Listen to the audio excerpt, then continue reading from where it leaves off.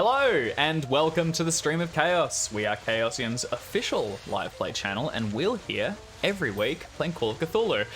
So today we are concluding our playthrough of Crimson Letters. Our investigators have made it a long way.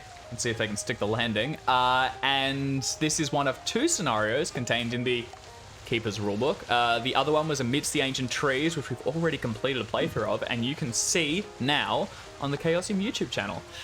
So you can get your own copy of the Keeper Rulebook from chaosium.com. You can get the virtual tabletop version from Roll20, and the ambience and music you're hearing is from Sirenscape. Our captioning is handled by Web Captioner, and links to all of these sites are in the description below us. Butchered a bit of that, but we got there in the end. So, let's go into tonight's game. I put on some Spookums tracks.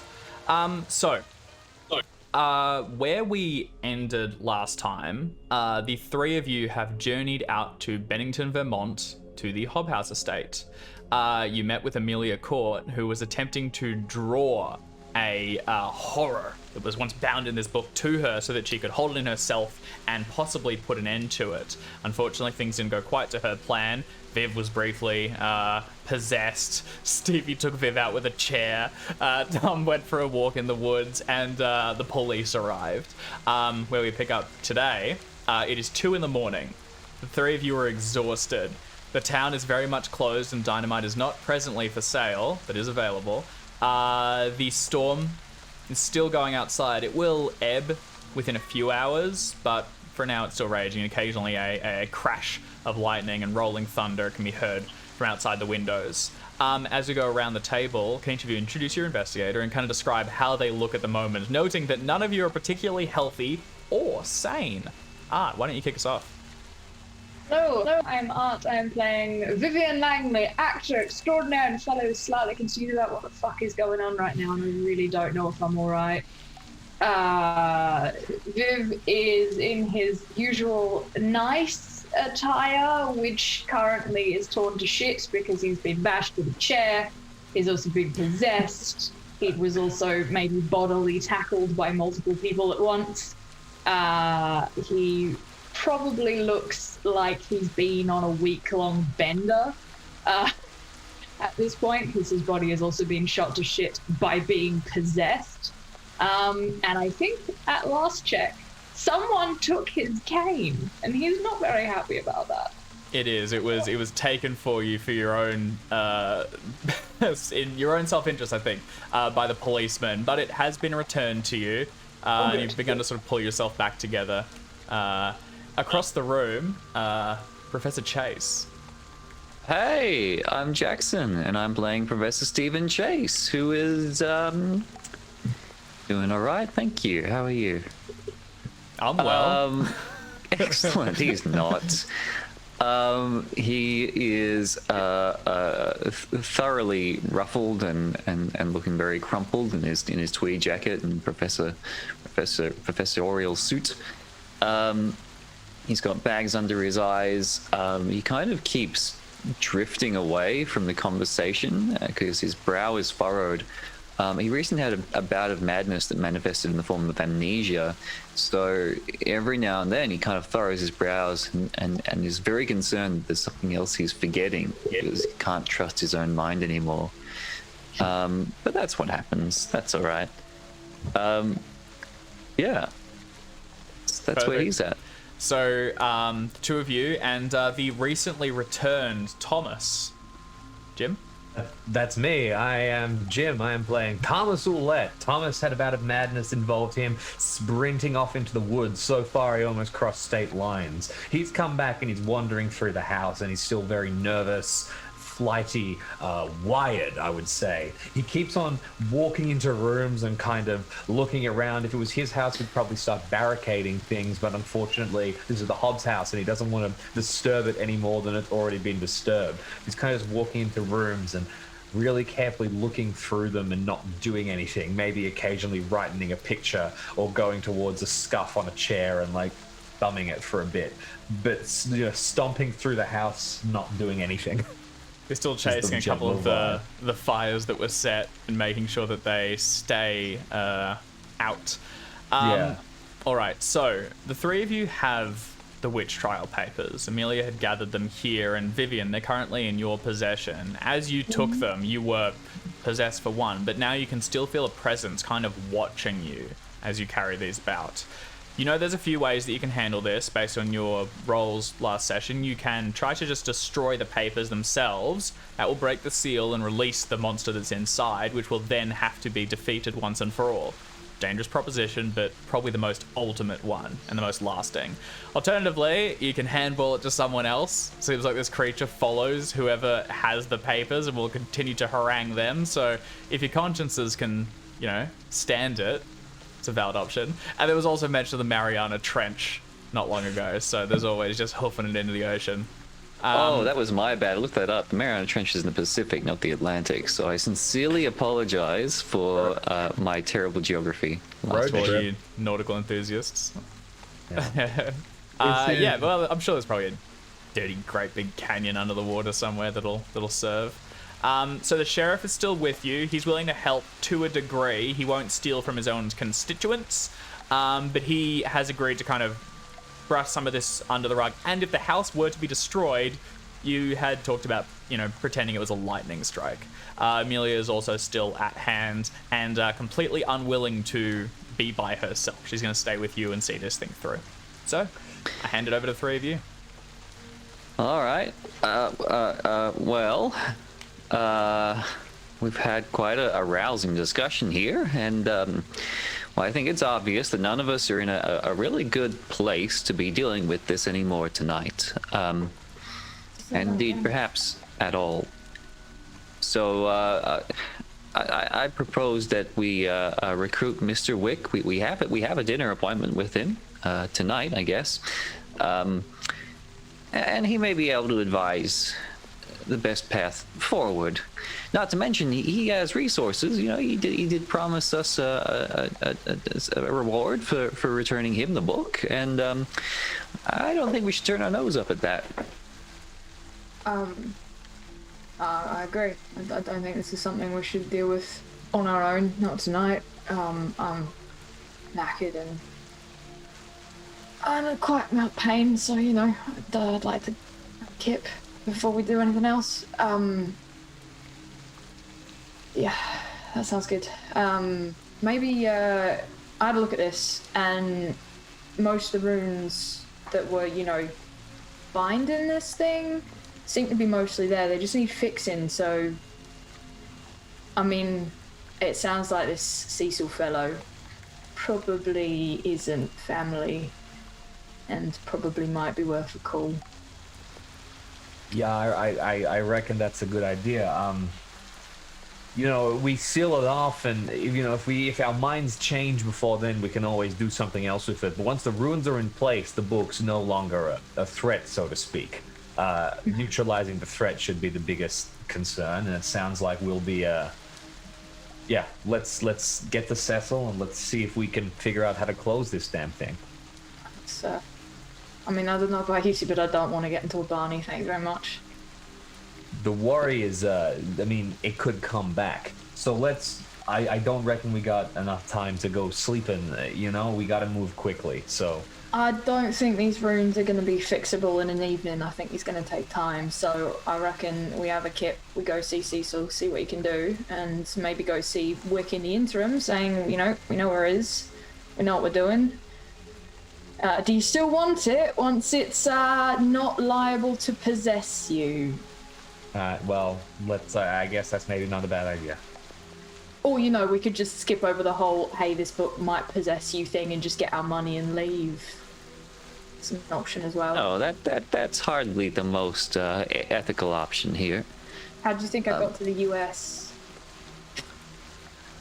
Just take money and leave. It's the safest option.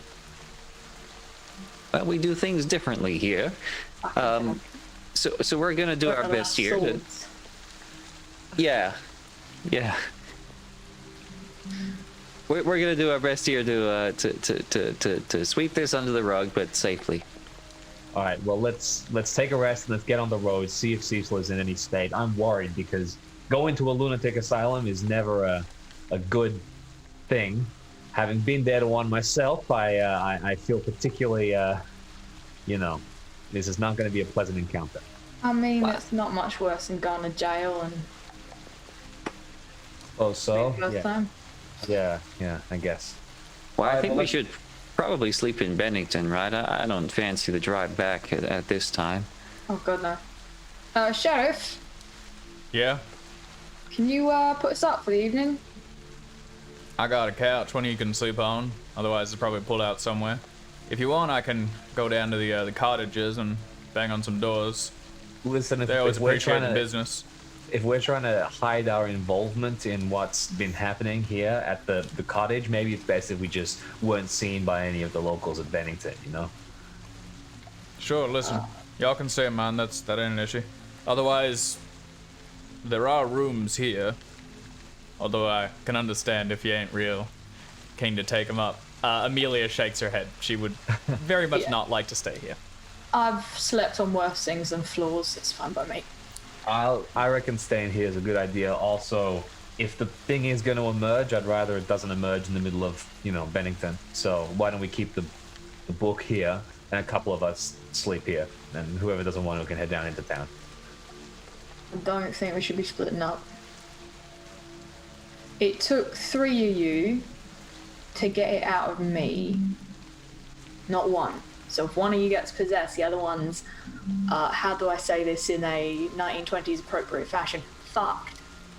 Amelia chimes out and says, it'll follow you, Vivian. As long as you've got the book, you're its target.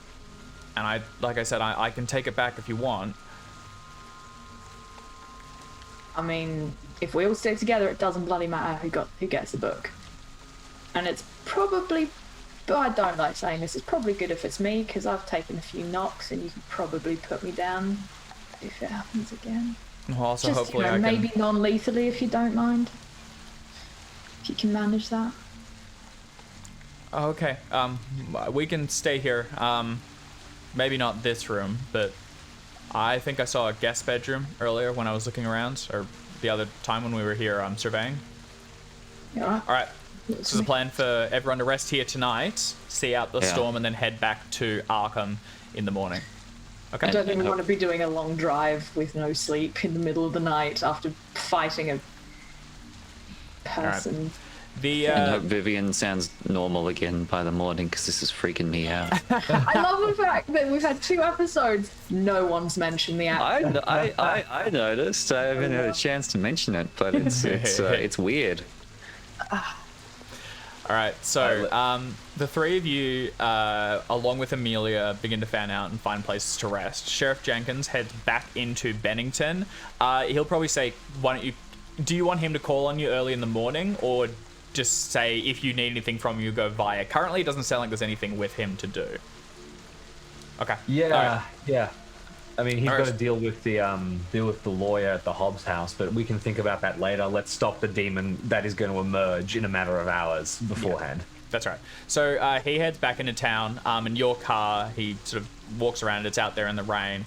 One of the 3 of you tell me where you find a place to sort of curl up and sleep. This is an old sort of like creaking, haunted house. It's filled with artifacts and memorabilia from times long past. What do you find to sleep on?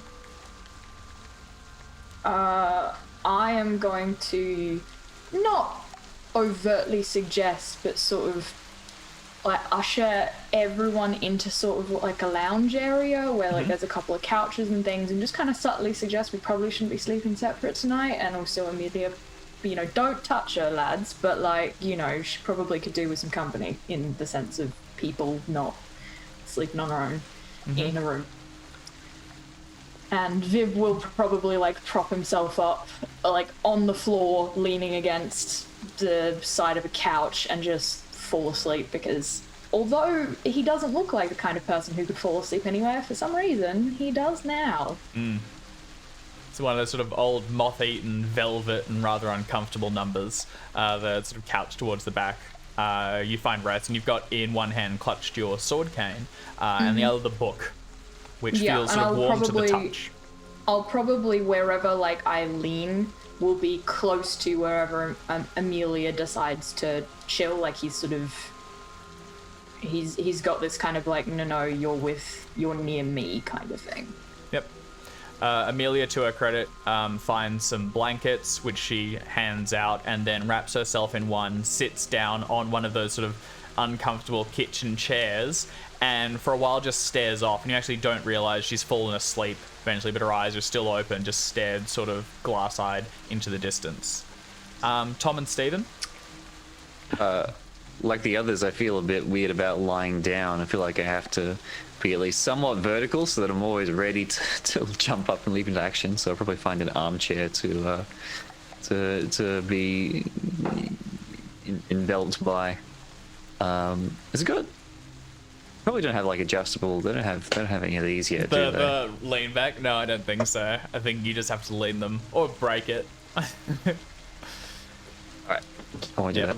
You find a chair and sort of curl up in it. It's a bit like, I don't know if you ever watched a horror movie or something late at night, and then when you're trying to fall asleep, you keep on having to put your back to things because you can't help but look at shapes around the house and see figures in them. Oh yeah, that is absolutely a like roll up blankets to put behind you and put all of the pillows as like walls and then like blanket over that and you're like, I'm not here. Exactly.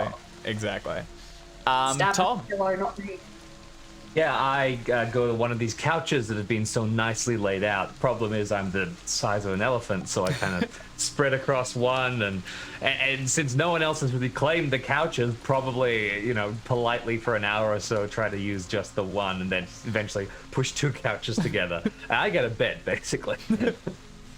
Yeah, so you probably have the most comfortable night's rest. You also didn't see the creature for very long.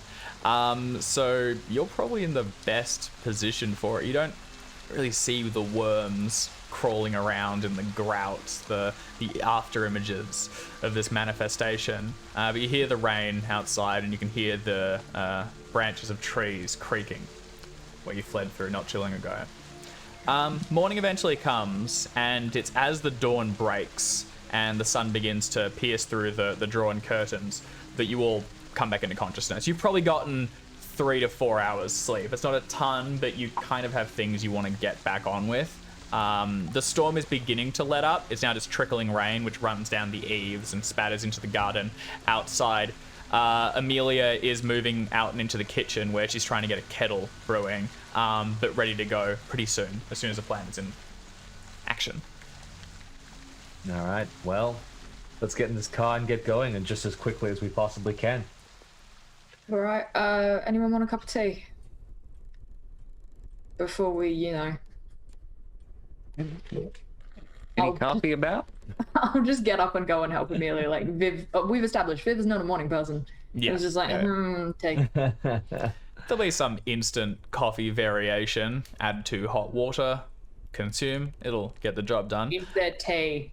Yes, yeah. Vivian will make tea. It's packet stuff, but it'll work.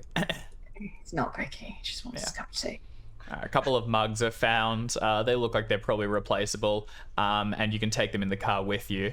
You all get into the vehicle, and as it begins to back out down this sort of like driveway, you can see the house in front of you. It's slowly covered by trees, and you get back onto the road. You going into Bennington briefly to speak with the sheriff for all, or just straight on to Arkham? Getting out of here. Okay. All right. Hopefully I left contact details with the sheriff. Yeah, sure. I think actually he had contact details anyway because of the previous time a bunch of students went missing and presumed dead. I would have packed up the house too, best I could, moved everything back to where it was. And it's tough. Unless you want to spend a few hours in the morning pointedly doing so. There was a fire on the upper levels.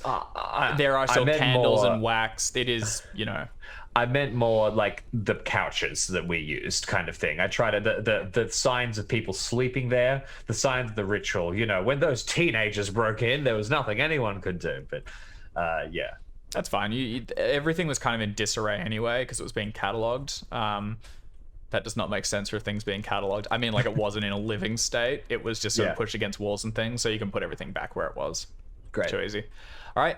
The drive back to Arkham goes pretty smoothly. It's a few hours, so by the time you get there, it's probably 8 in the morning. You can see pedestrians walking about the street, going to do their morning shopping, people ducking in and out of cafes to get a bite to eat, and the day is yours. What do you guys want to do? At best. Be a good start. So let's head straight to, this Cecil fella, right? Amelia, do you need us to drop you off anywhere? I'd rather stay with you and with the artifact, if possible. But if anyone's going anywhere else, I can accompany them. Okay. Do we need to worry about Flinders, if we're driving back into town in the company of someone he believes to be a witch? Wait, has Flinders been talking to you? More rambling nonsensically a bunch. That idiot's been outside my windows for days on end. Sorry. Well, yeah, he seems to have an interest, kind of a hobbyist enthusiasm. It's just a shame he's a little bit misguided on who he has to worry about here. Look, I'm sure he's deranged, and he's dangerous too. He's gonna do something stupid. He's gonna get someone hurt. Yeah. I mean, well, I've had a chat with the lad and mostly kept him from doing dumb shit. But yeah, I don't think I can keep doing that for. He's gonna want to do something eventually. Do you know where he is now? What? I'm like, what did I send him to do? I think you told him to not follow Amelia, was the last I recall. No, he came up and he wanted to come to Bennington with us, and I was like, no, I need you to, like, there are more important tasks.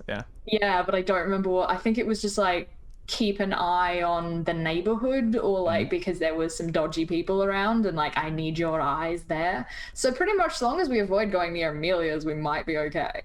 It's also, he tends to operate at night, so he's probably heading to bed in a couple hours, and the neighborhood will return to life without him. All right, well, she doesn't really want to run into him, so she'll stay with you unless you want to do an offload. Might be the all right. Okay. Go ahead. Can we have healed a point for last night as well? Yeah, good call. Everyone restore 1 point. Oh, but one. One? Enjoy. Don't spend it all in one place, folks. Don't spend it all in one monster. And we can restore 25 sanity, right? Absolutely It's not. 26. Okay, good. No. Good. Nope. Not a damn thing. But our sanity for the day resets. Yes. That is true. So my new total sanity is 41, Damn it, which I think I got you lower means than fifth rounded up or a fifth rounded down. Whichever one's in your favor. So Really? down. Great. Take where you can get it. I think So you are up. You are presently indefinitely insane, so it won't actually matter I guess so. for the moment. So it's because any Happens to me. points you take are going to trigger a bout of madness, or at least a roll against. And remind us how we fix that. Well, downtime. You're gonna need to engage with your the things on your back of your sheet. So spend some time in important places to you with important people. Also, if you want to go and get some therapy, as Vivian and Thomas can attest, it will restore some of it, although slowly. Speaking of therapy, you head up towards Arkham Sanatorium. So it's a low white building up on a hill that looks down on the city. There are trees around it, and you can see patients walking in the fields. It looks tranquil, except for there is an wrought iron gate which surrounds the entire thing, and it does give that air of this is closer to a prison than to a facility to help people. Neither Vivian nor Thomas went here during their therapy.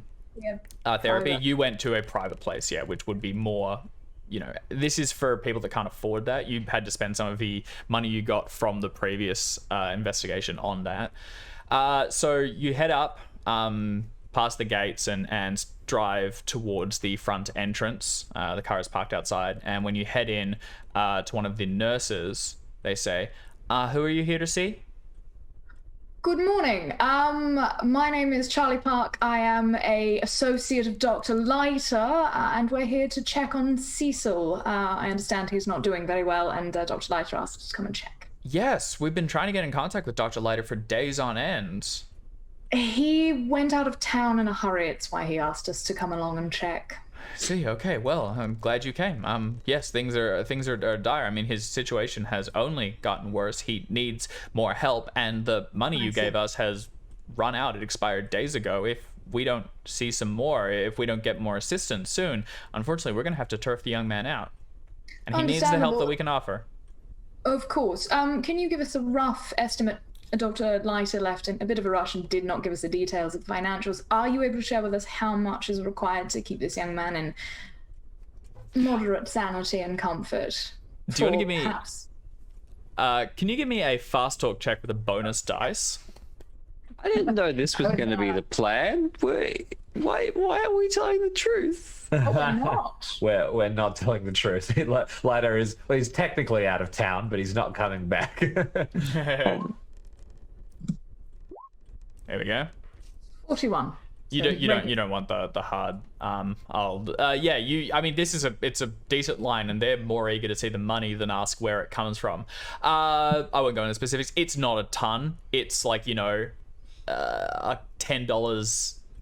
a day or something for like the moderate range, and previously he was probably in just a bulk sell or something similar for a few bucks a day. He was probably given a $20 or $50 at the beginning, and that's been exhausted.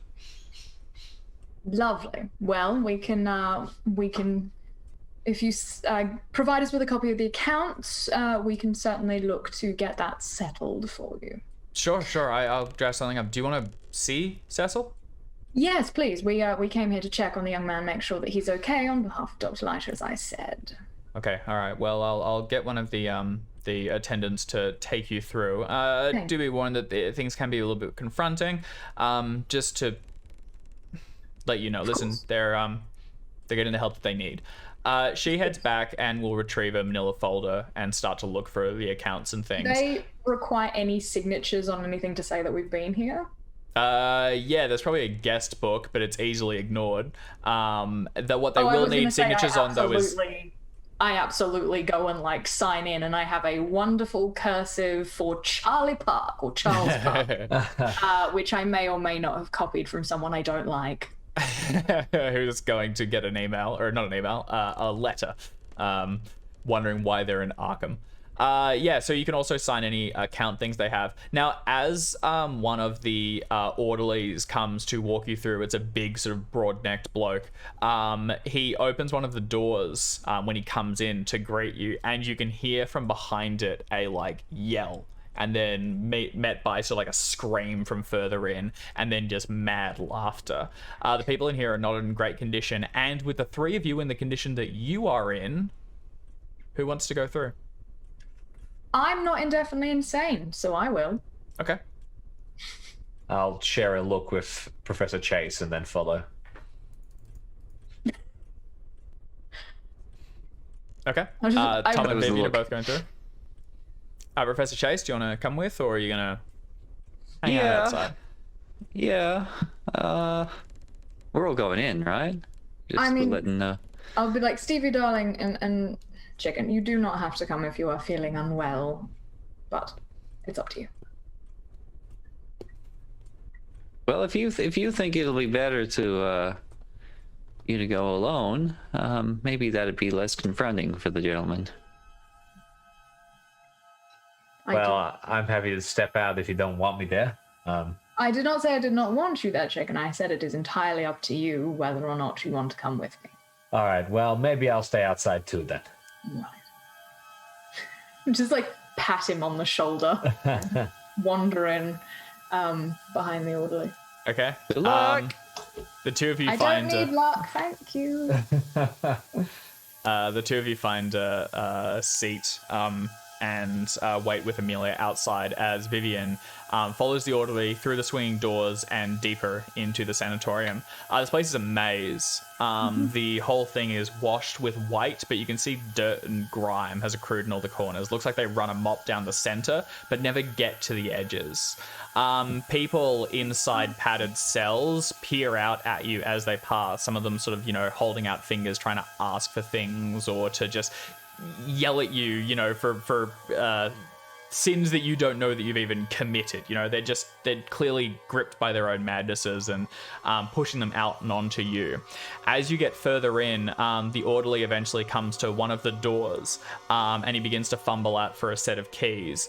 He says, "I can't let you stay in here by yourself, so I'm gonna leave the door slightly ajar, and I'll be nearby. You'll have to come give me a yell if anything happens." Of course. He swings it open, and it's heavy. These are like, cells. No one would ever be able to just break their way out through brunt force. And inside, as you step in, you can see white padded floors, walls, and the ceiling is just raw concrete. You can see flecks of what look like saliva and blood scattered around, just different areas, dried from a while ago. And there is a single opening high up on the wall, which would look out into the gardens further away. A little bit of light trickles in. Cecil Hunter himself is a young man, probably about Thomas's age, maybe a year or two difference. He has brown hair, which has grown long, so it now falls down almost to his chin, and he's bound in a straitjacket. You can see where the hands meet. On the back, there is a little bit of blood, which is pushed through the bindings, that shows that he's like done some damage to the backs of his hands or something. He's currently curled up facing one of the walls in the distance, and he's repeating to himself, worms seething in the walls. The orderly nods to you, and then closes the door sort of most way so that it's touching but hasn't actually locked. You hear his footsteps recede backwards, but not too far away. As a slight flashback, I will have handed my cane to Thomas. I do not have a weapon in here. No worries. What about the books, the journals? The journal I gave to Amelia. Okay. All right. Which I, on the sort of implication that I may or may not take it back, but essentially she's the best one to have it right then. Yeah, that tracks. Cecil, I'm a friend of Charles Leiter. I understand you know him. Bubbling on the edge. I can still see him. I still see you. You can see the horror in the ink. He turns and looks to you as you mention the horror. He says, You've heard it? You've seen the smashing walls, breaking through windows? It's just flawed, though. It's only getting closer. It's gonna kill me. It's gonna kill everyone here in a matter of time. I was the one saw it first. Can you help us make sure that doesn't happen, Cecil? You're very good at drawing, aren't you? A lot of art, painted lines drawn in runes and symbols, but only false, only fakes. Never the real thing. Only closer, but not quite there. Not quite there. Not enough time. I get rushed. If I don't have enough time, I can't do it properly. A good artist he always... slams his head into the floor in front of him. Sorry, go on. I was just going to say, Viv will sort of like stop and be like, as an artist, I understand what it is like not to have time. You're an artist? What's your craft? Acting. It's not real art. That's not real art. You don't... I think at this point, like, Viv will lean, like, sort of, like, get lower and eye level and be like, I don't think you quite understand what acting looks like, son. And he will, like, very much change demeanor. Not in, like, a necessarily aggressive way, but just in, like, there was a very flowery gentleman and now there's fucking not. Hell yeah. Could you actually give me an acting check? It's a craft skill.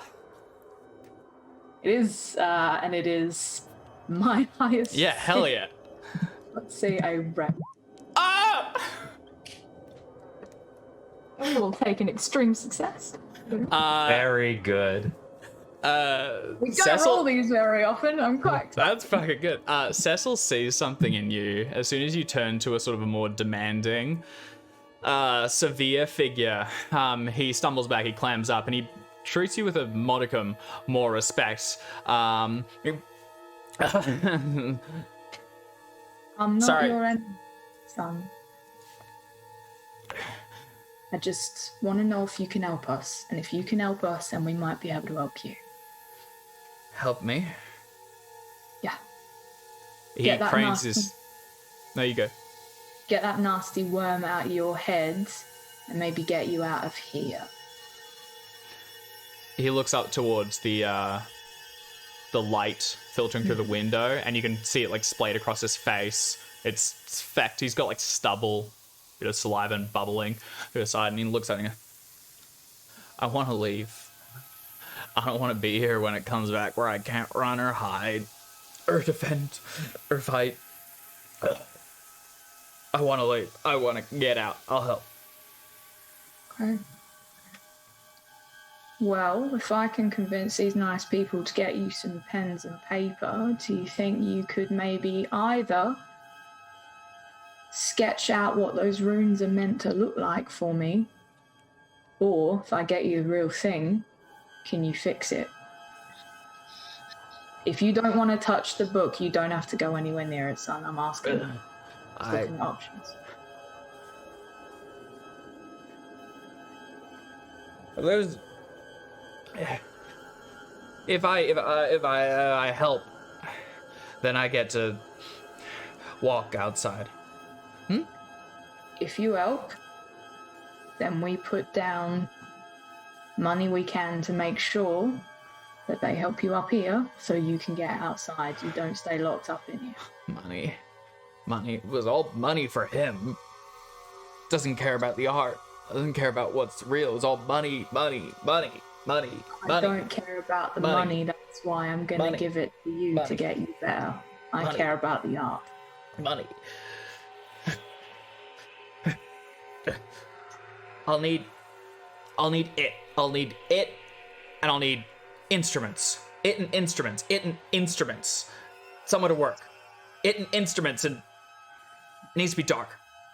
It needs to be dark so I can see coming worms through the walls, and when the cracks begin to show, you'll need instruments. Keep it away from me. I think we can do that. Door is open. Yes. By someone outside, though. I wouldn't, son, unless you want to get hurt. You can see exactly what he's thinking. Yep. And I don't put myself in between him. Like, I think I'm already between him and the door. I don't shift, I don't move. I just look at him and I go, you don't want to get hurt more, son.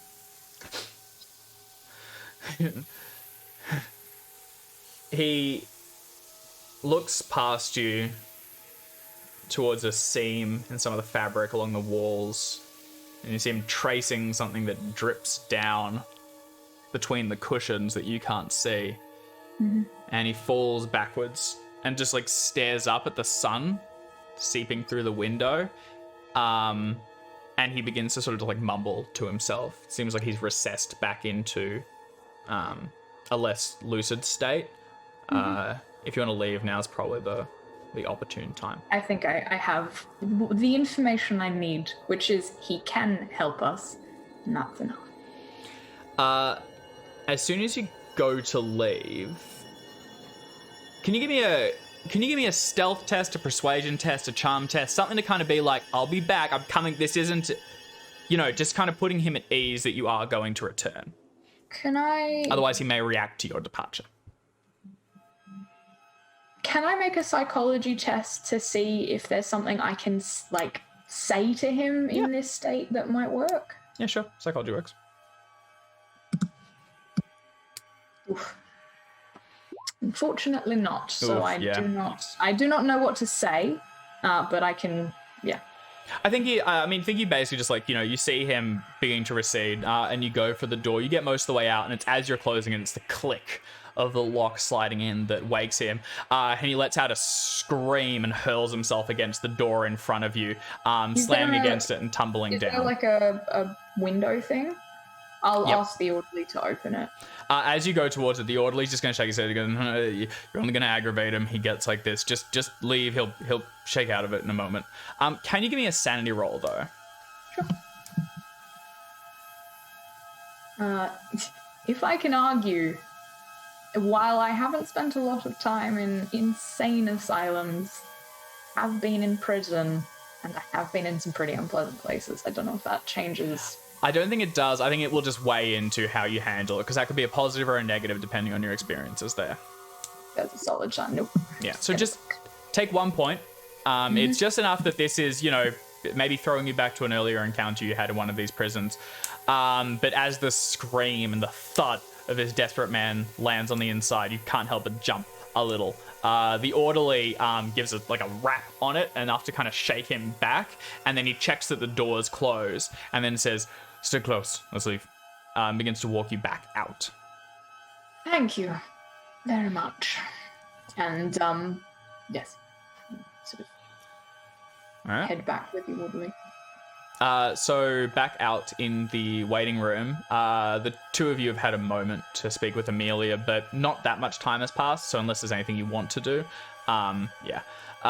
The woman, who greeted you at the entrance, has found the forms for the gentleman. They are not very well filled out at all, but they have Leiter's address and some like a way to get in contact with him. It actually has listed the university as a second port of call, as well as the account, which has basically been drained. And she's currently talking to Professor Chase about some more money being added so that they can continue to care for this young man who needs it, as Vivian returns. Do we So get she's any saying- numbers on that? Solid Yeah. numbers? Well, it's like, a few dollars a day is the main rate. You could, $10, $15 will see it through for another couple of weeks or so. She's saying this man needs, more intensive care. He's clearly unwell, and we could set him up with one of our doctors, if you're willing to spend a little bit more. Well, I think probably let's just go with the minimum for now while we have a think about the financial situation. And until we can contact Dr. Leiter again, I'm happy to put down $10 for now and return for long. All right. Well, that'll allow us to keep him and treat him for another week or so. But unfortunately, when the money runs out, we're gonna have to let him go. I understand. We'll find a more permanent solution as soon as we can. And thank you very much for your understanding and patience here. Obviously, we just want what's best for him. Of course, and as do we. Go through your wallet and get a $10 note handed over. Which is my spending level. So So someone it's just else the one. is getting lunch. So she takes that and she updates the files. Vivian, you've returned. I will, once that's done, go up to the nurse's desk or wherever and either speak to her or whoever's there and just say, Sure. If we wanted to move Cecil to a private facility, what's the process of getting him released? Good as I don't see why you'd need to move him. You understand, these private facilities, they're not as secure as we are here, and he is a danger to himself and others. Understand. It's we're hoping that once he gets with you into a more stable state, that we can move him somewhere around people that he knows in the hope that will help the situation.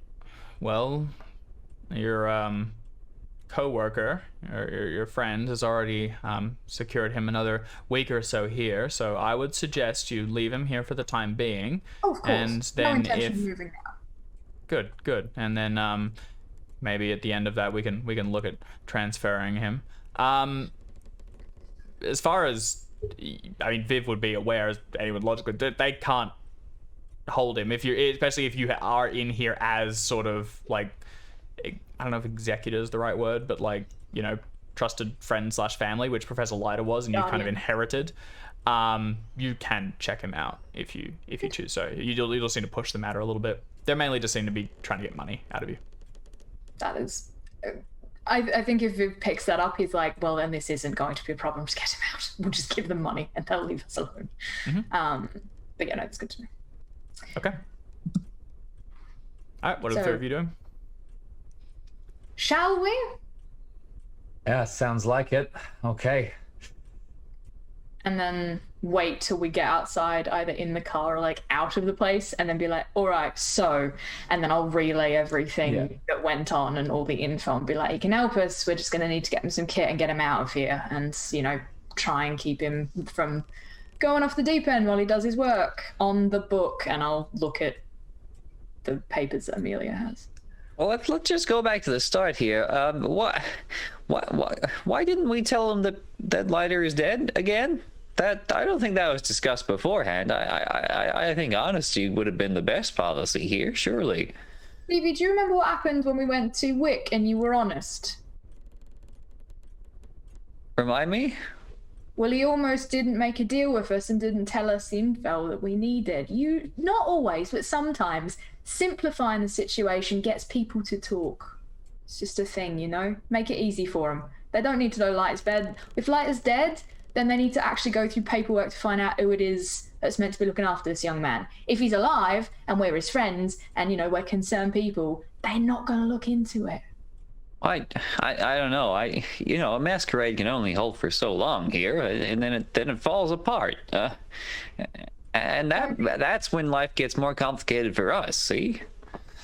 Yeah, as I said, I'm not really thinking about later. I'm just dealing with now. And now, we need to get this book sealed, and Cecil's the one who can do it.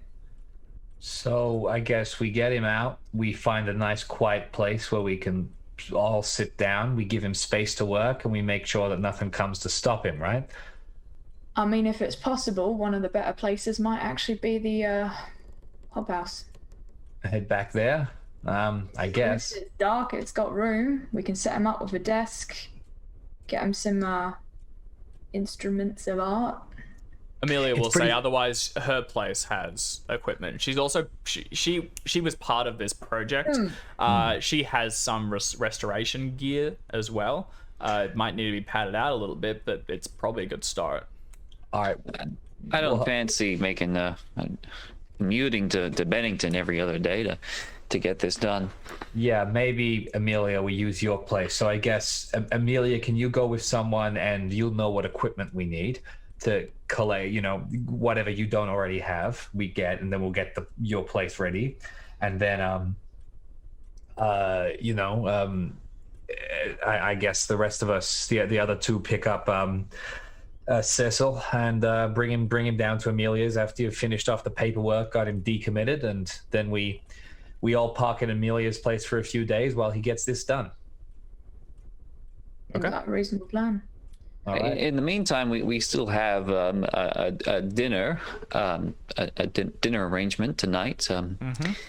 What exactly is the plan there? What are we gonna tell our buyer exactly? I think we should probably only send one person to that. You know, the rest of us will ideally be playing shepherd to Cecil while he's doing all this restoration work. I reckon we tell him we'll bring him the book once we've sealed the thing away. But look, let's have that conversation in a bit. Let's get the process underway as quickly as possible, and then let's figure out what we're gonna do.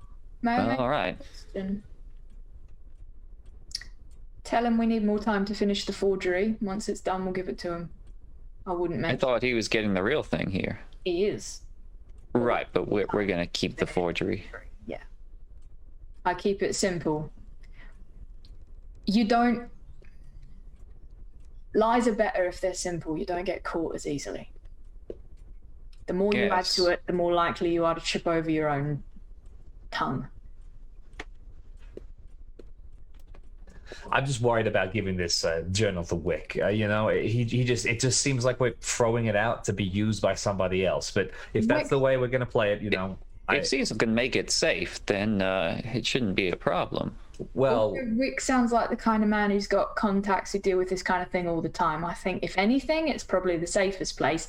I personally would feel awful about handing it over to the university. That's not an option. That's just going to get people killed. well, Sorry. you could also make the argument that. Oh, so, Professor Chase, please. Sorry, we're No, I cutting do. you Well, off. I just don't know where that kind of attitude comes from. It's a very safe place to keep such artifacts. Evie, darling, how many of your colleagues go digging academically through stuff on the daily just because they don't understand it? Do you really think this kind of thing is a good idea to look into in depth?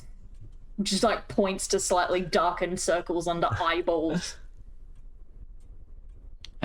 I suppose. I think it's pretty dangerous to give to the university too, but I think it's equally dangerous to give it to, Wick. I think that, there's an argument to be made, sure, that it's best to hand over to him because people will know what to do with it. But there's an equally valid argument that it's the worst people to give it to because they're actually going to want to do something with it. They're the kind of people. Well, look, if Cecil can make it safe, then that's all that matters here. And if we do give him the real thing, then at least we'll get that list of forgeries, and that's a net benefit. That's a positive gain on the whole endeavor. Cecil's not saying he's going to make it perfectly safe, though. He's saying he's going to restore the runes, keep them like that. They get unrestored, it looks like someone takes apart the book, it gets damaged. Anyone could unsafify it, Well, we got to tell Wick what we learned then. We got to tell him what dangers are in there and make sure he keeps it safe. He's not going to keep it safe. He's going to sell it for money.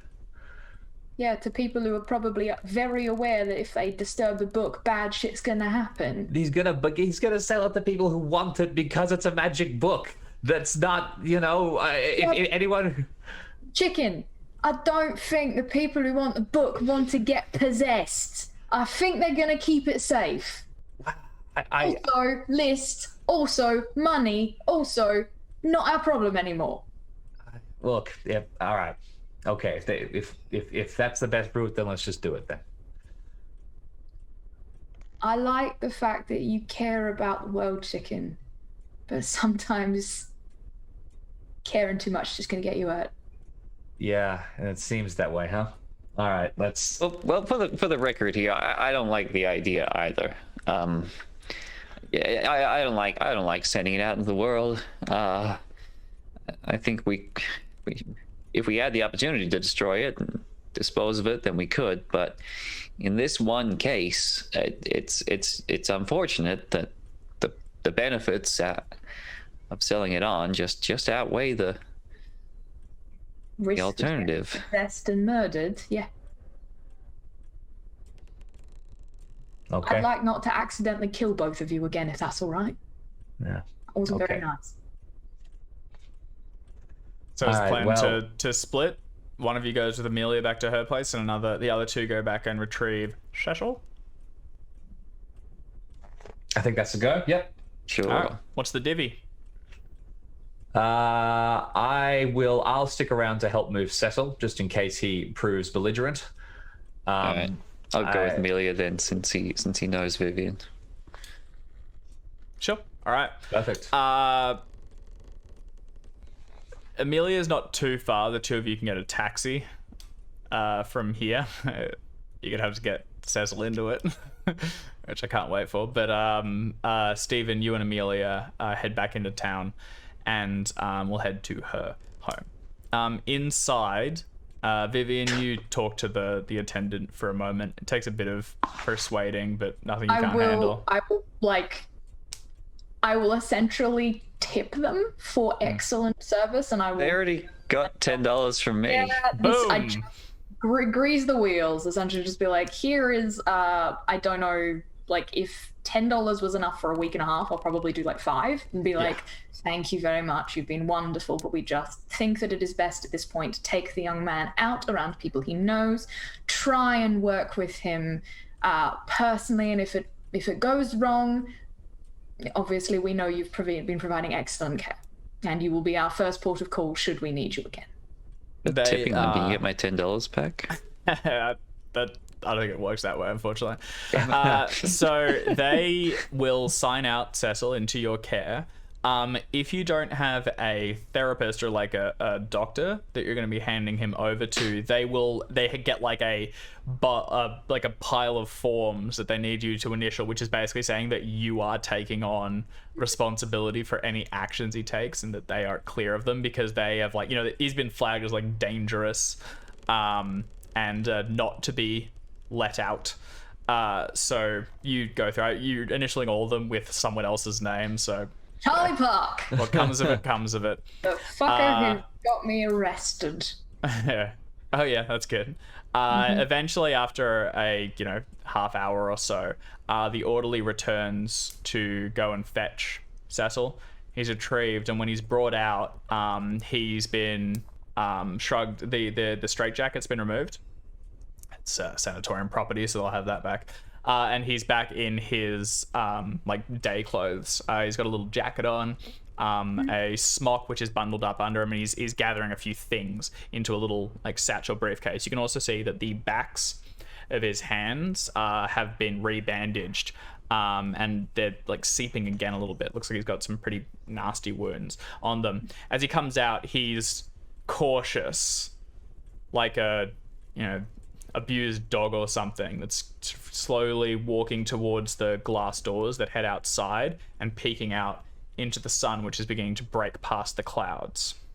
Vivian is standing very still, is radiating as much as possible an aura of like calm and control, and is just like, is not grinning over much in a like sort of creepy way. He's just sort of looking sincere and calm and in control, so that if like hopefully that's the first thing that Cecil sees is Vivian has come back for him and is in that same state. How about you, Tom? How are you handling things? Tom is pretty experienced and intimidating. Can I argue that because of that he's sort of familiar with what will be deemed as aggressive and what could scare or set someone off? So he's sort of basically giving like a wide berth and staying quiet, or nay? I like it. So you're using intimidate. You're using your expertise in intimidation to not be intimidating. Yeah, I would. It's a skill in it. Yeah, sure. Viv, why don't you give me a charm roll? And Tom, I would just say, rather than give me an intimidation roll, you are standing by and you are doing your best not to be threatening, but you're in a position to help if needed. Yep. Success. Okay, that's good. You break through the doors and begin to walk down. A taxi has been summoned, and you head towards. The car? Sorry? We have had our car. No. Steven's taken that with Amelia. Oh, okay. Fair enough. Yeah. It's kind of university property. He's got to keep an eye on it at all times. So you head down to the wrought iron gates, and for a moment, you have like a bit waiting. You can see that Cecil is definitely flighty. And as he gets towards the gates, he's running his fingers outside of it, drumming them along the bars. And when they open up to get to the taxi, there is a moment where he looks down the road and further along and twitches, readying to bolt. Tom shifts his stance as well, and you can see him getting ready to make a break for him if he goes. But Viv, you're able to sort of calm him down and get him into the back of the car, and then you both sort of like to sit on either side of him, both comforting and blocking. As the car descends down, you give directions to Amelia's house. Cecil continues sort of muttering a little bit, but he seems to have... He's not better, but he's taking in the warmth. He also seems nervous, though, as if something's watching him, and out of like a habit, he occasionally takes the back of his hand and like chews at the bandages. But you descend down, and by early afternoon, you'll be at Amelia's. Stephen, you and Amelia got back there a bit earlier. There's no immediate sign of Anthony or anyone nearby, but as you get to the cottage and Amelia begins to unlock things, you can see the bushes along the side have been sort of like flattened and disturbed, and you actually see boot prints up on one of the sills where it looks like someone may have clambered up a bit and had a look in some of the windows. Amelia lets herself in. You follow in shortly after. The lower floor level looks a bit like she was, went through basically she was basically like a shut-in for a few weeks, a bit depressed. So there's piles of food containers and things on the side. You can see her cat's been just roaming around for a day or so. But as you head up to the second story, it looks like a fucking disaster hit it. There are scorch marks along the walls. Things have been destroyed, and you can see what look like maggots from flies which writhe a little bit in some of the mud and things. There's also just everything shattered. Paintings have been smashed down, and as Amelia mows through, she says, night before I went to Bennington, I tried to do some work here, and it possessed me. It was awful. You experienced it as well. I did. Ever since I took the journal, I'm sure it's been following me, and she holds it up. I'm sure it will come back soon. It's a matter of time.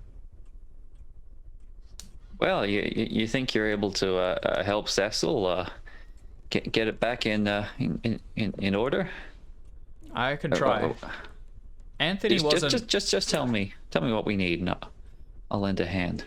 There's some tools down in a chest underneath the kitchen cupboard. If you can find those, I'll begin to get things ready. And you just set yourself being useful. You clean things out of your way, and you're an orderly person, and you are a professor. When it comes to kind of managing some students and getting tasks to be completed, this is kind of your field of expertise.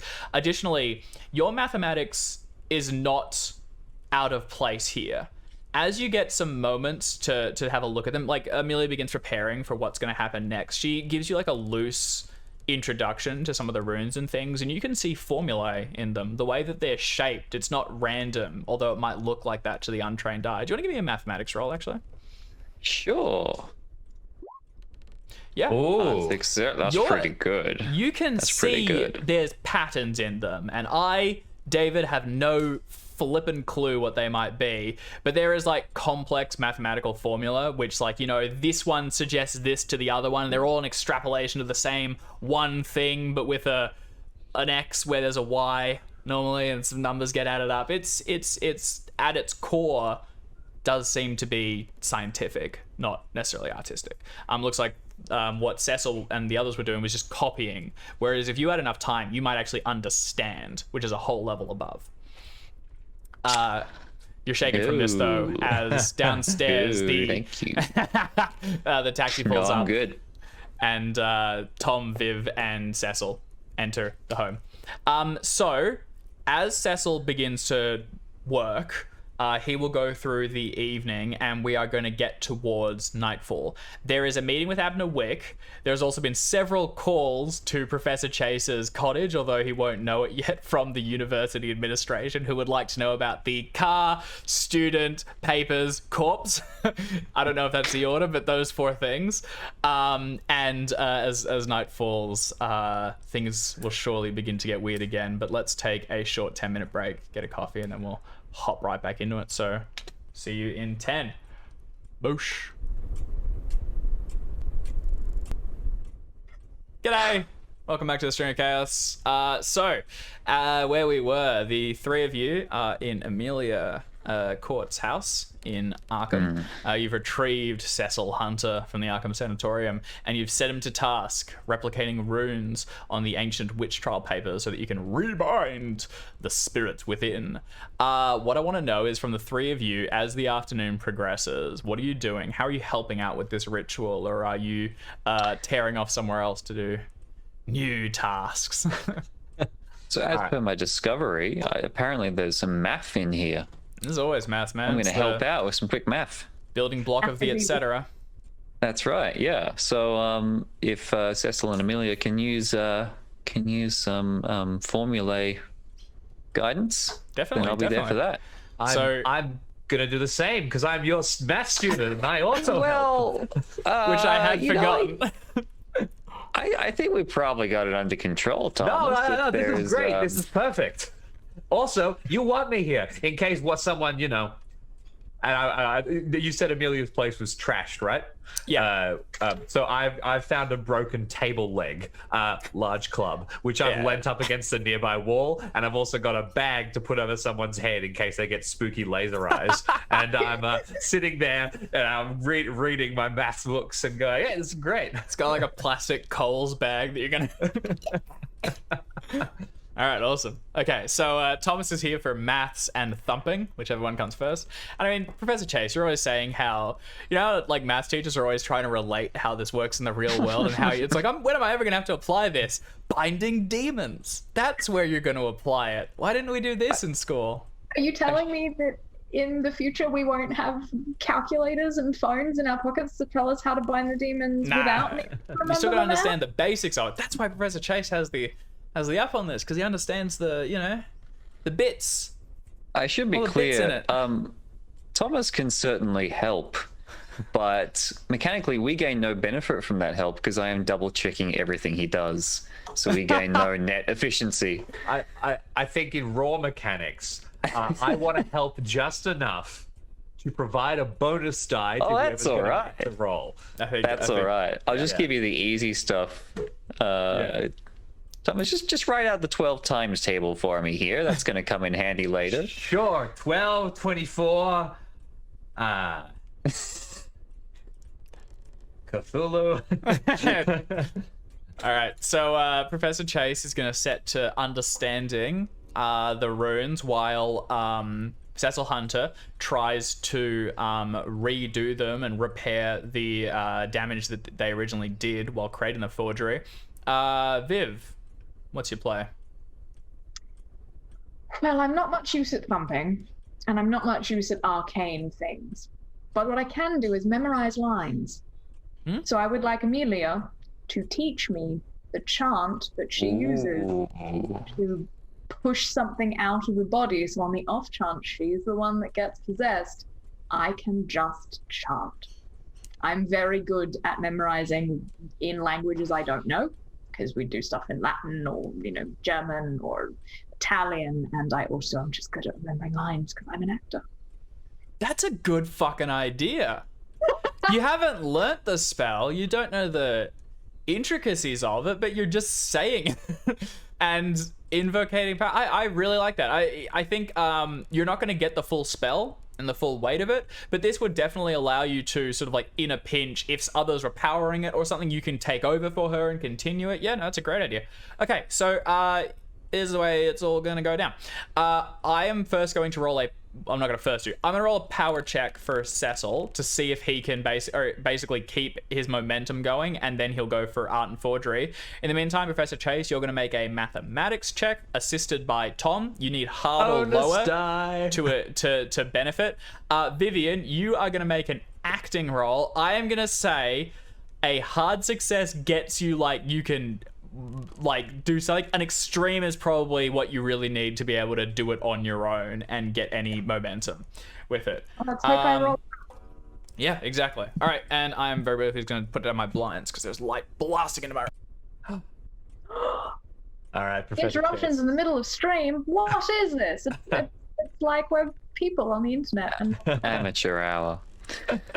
All right, you say I need a hard. All right, that's better. Yeah, for sure you need a hard. Success. You've got this bonus die. This is what it's for. Yeah. All right, and Thanks, Thomas. One What's your luck? Bonus die first. I Bonus die first. Got 10 to spend if I need to, and I think I probably will. You need one point of luck for a hard. Oh, only one.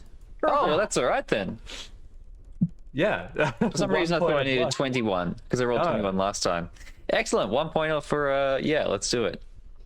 Why did Cecil roll a power roll? Because his mind is broken, and he is trying to set himself to doing a task that will possibly return the source of all his fear.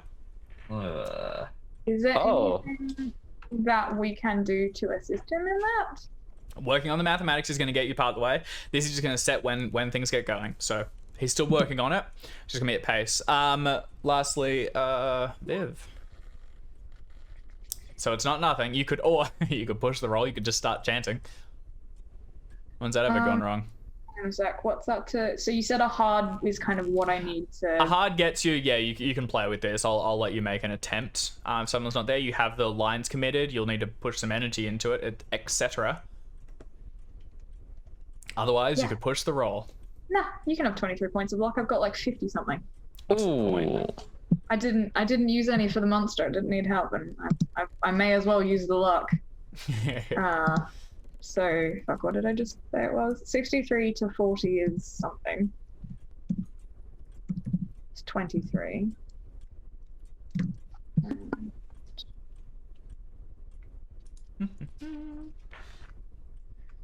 I have 58 points of luck. Okay, Boosh. I now have 35 points of luck, which is still enough to save me from death. What do you have that, I reckon? So I got a hard success. Nice. Okay. All right. So you have Amelia takes you through the words. Part of it has been drawn from notes she took based off the witch trials, but actually Anthony Flinders wasn't totally off base. She has tracked her lineage back, and she does share a family tree with Keziah Mason, the subject witch in these witch trials, and she's found some other books, some old family heirlooms, which have given her some other abilities and spells, and she begins to teach you one of them. Not the details of it. She says this would take time, and maybe in future, if you're still interested, if it can help people, she'd be interested in teaching it to you. But for the time being, you would be able to take on and kind of improvise the spell as needed. Oh, hell yeah. All right. So, as the day goes on, we're in sort of October, which I think is late autumn, right? So, leaves outside turning golden. The wind begins to pick up, and a chill sets into the room. Amelia takes the opportunity to light a fire in the back. She has to clear some of the debris out of the way, and as it sputters into life, you all sort of circle around. You've got a bit of a pattern going. The forgery copy has been disassembled and broken apart so that you can use it as sort of like a dummy one, a practice one, to make down notes and to find some of the places where issues may have come up in the copy. Amelia's got her own notes out, and she's gone back over them, looking at anything that could indicate where damage was done. Stephen and Thomas, you're taking the opportunity to kind of break down these runes to their most basic building blocks. From this, you're able to see some of them, like, this seems to be an issue, and that may be where one of the mistakes were made, because this no longer makes sense. It doesn't follow the same pattern as the others and do. That one kind of looks like a 7. You see, Professor Chase? Look at it if it's upside down. Cecil Hunter is slowly reassembling the original document. He's taking it piece by piece, marking down changes, and rebuilding it into the single bound folio that should hopefully hold the creature at bay. As night sets in and your meeting with Wick is in an hour, half an hour, you begin to notice things about the house. So one of you takes a moment to go out towards the bathroom. You look into the mirror, and for a moment you think you see something, like a shadow, standing behind you, but as you blink and shift it away, it's no longer there. When you return, you look down into the woodwork, and you can see the seams, the patterns in the wood, the grain, seem to be sort of spiraling infinitely into fractals of worms twisting in the wood. As you go back to the papers themselves, things look singed on edges where they weren't previously, but as soon as you rub it away, it's into nothing. There's no marks. It's all illusions or figments of your own imagination. You draw the curtains closed, and you lock yourselves in this one room. No one else is going to go outside, and no one else is going to risk seeing or encountering something. But it's then that Cecil, so close to finishing his task, stops. The pen that he was working with sort of clutters to the floor in front of him, and he blinks. You can see him twitch for a moment, and a spasm goes through his back. You can see his muscles is like nodding and twisting up in pain, and suddenly when he looks around to the lot of you, you can see that his eyes are beginning to pulse with the writhing maggots that you saw in Vivian not long ago. He blinks for a moment and his own eyes are back, and it's just enough for him to say, sort of, "No, run!" But then it re-cements itself over him, and the horror makes one final attempt to keep itself from being sealed away. Everyone please give me your dexterity orders, and we're gonna roll this out in a combat. Do we need to make a sanity check to decide? Yeah, sanity check as Yes. well. Good call, James. Yeah, here we go. Tom's all right. Oh, I can't believe I succeeded that. Viv, you're gonna take a D4 -1, so just a D4 -1, so there's a chance at 0. Professor Chase and Tom, you're both okay. Wow. The This is actual thing fantastic. didn't manifest itself. It went straight into possessing it, and you saw things around and whatever, but... Okay. You guys have... It's just, what's another day? Oh, hang on, I'm gonna roll for Amelia as well, very Sometimes briefly. it goes okay. Sometimes it does. Bubba, let's roll one of these. Oh, yeah, all right. Oh. No real surprises there. Ah! We're okay. This is what happens when you see the same thing a few times. We All were right. ready. Shockingly, you are ready. Okay. I have the initiative this written is down it. from This is the last big times. fight. This is So a let big me- one. The big. I the think big... this is everyone. Actually, I will yell this in character. It's fine. All right, very briefly. I just need to push in Cecil's. One moment. Dexterity. Ooh. Not bloody bad. All right. He is going to act first. So, He's got Oh. yeah, he's got Dex 80. Oh my god. He's Oh. quick sticks. Quick sticks. That's all where I right. know him from. He was on the baseball team. Oh my god, Cecil. Running circles around everyone else. All right, so as Cecil comes into himself, he tries to fight it for just a moment, but it doesn't work. His mouth opens slack, and in his bile, you can see wriggling black mass. He is going to stare up at you, Vivian. I have he yelled run. Does that Yeah. give us enough time to respond at all? It's just him trying to get you guys to go, unfortunately. Okay. No, he is going to act fast. The creature's able to take over and push you out. So I need you to make a... String power. Yeah, it's the one. Extreme power. Ugh. Oof. Oof. All right, sanity roll, please. His eyes pulse. Again. Yeah, Roll we're... level 1. All right, 1d10. it is 1d10. I remember I did this to you all. Yep.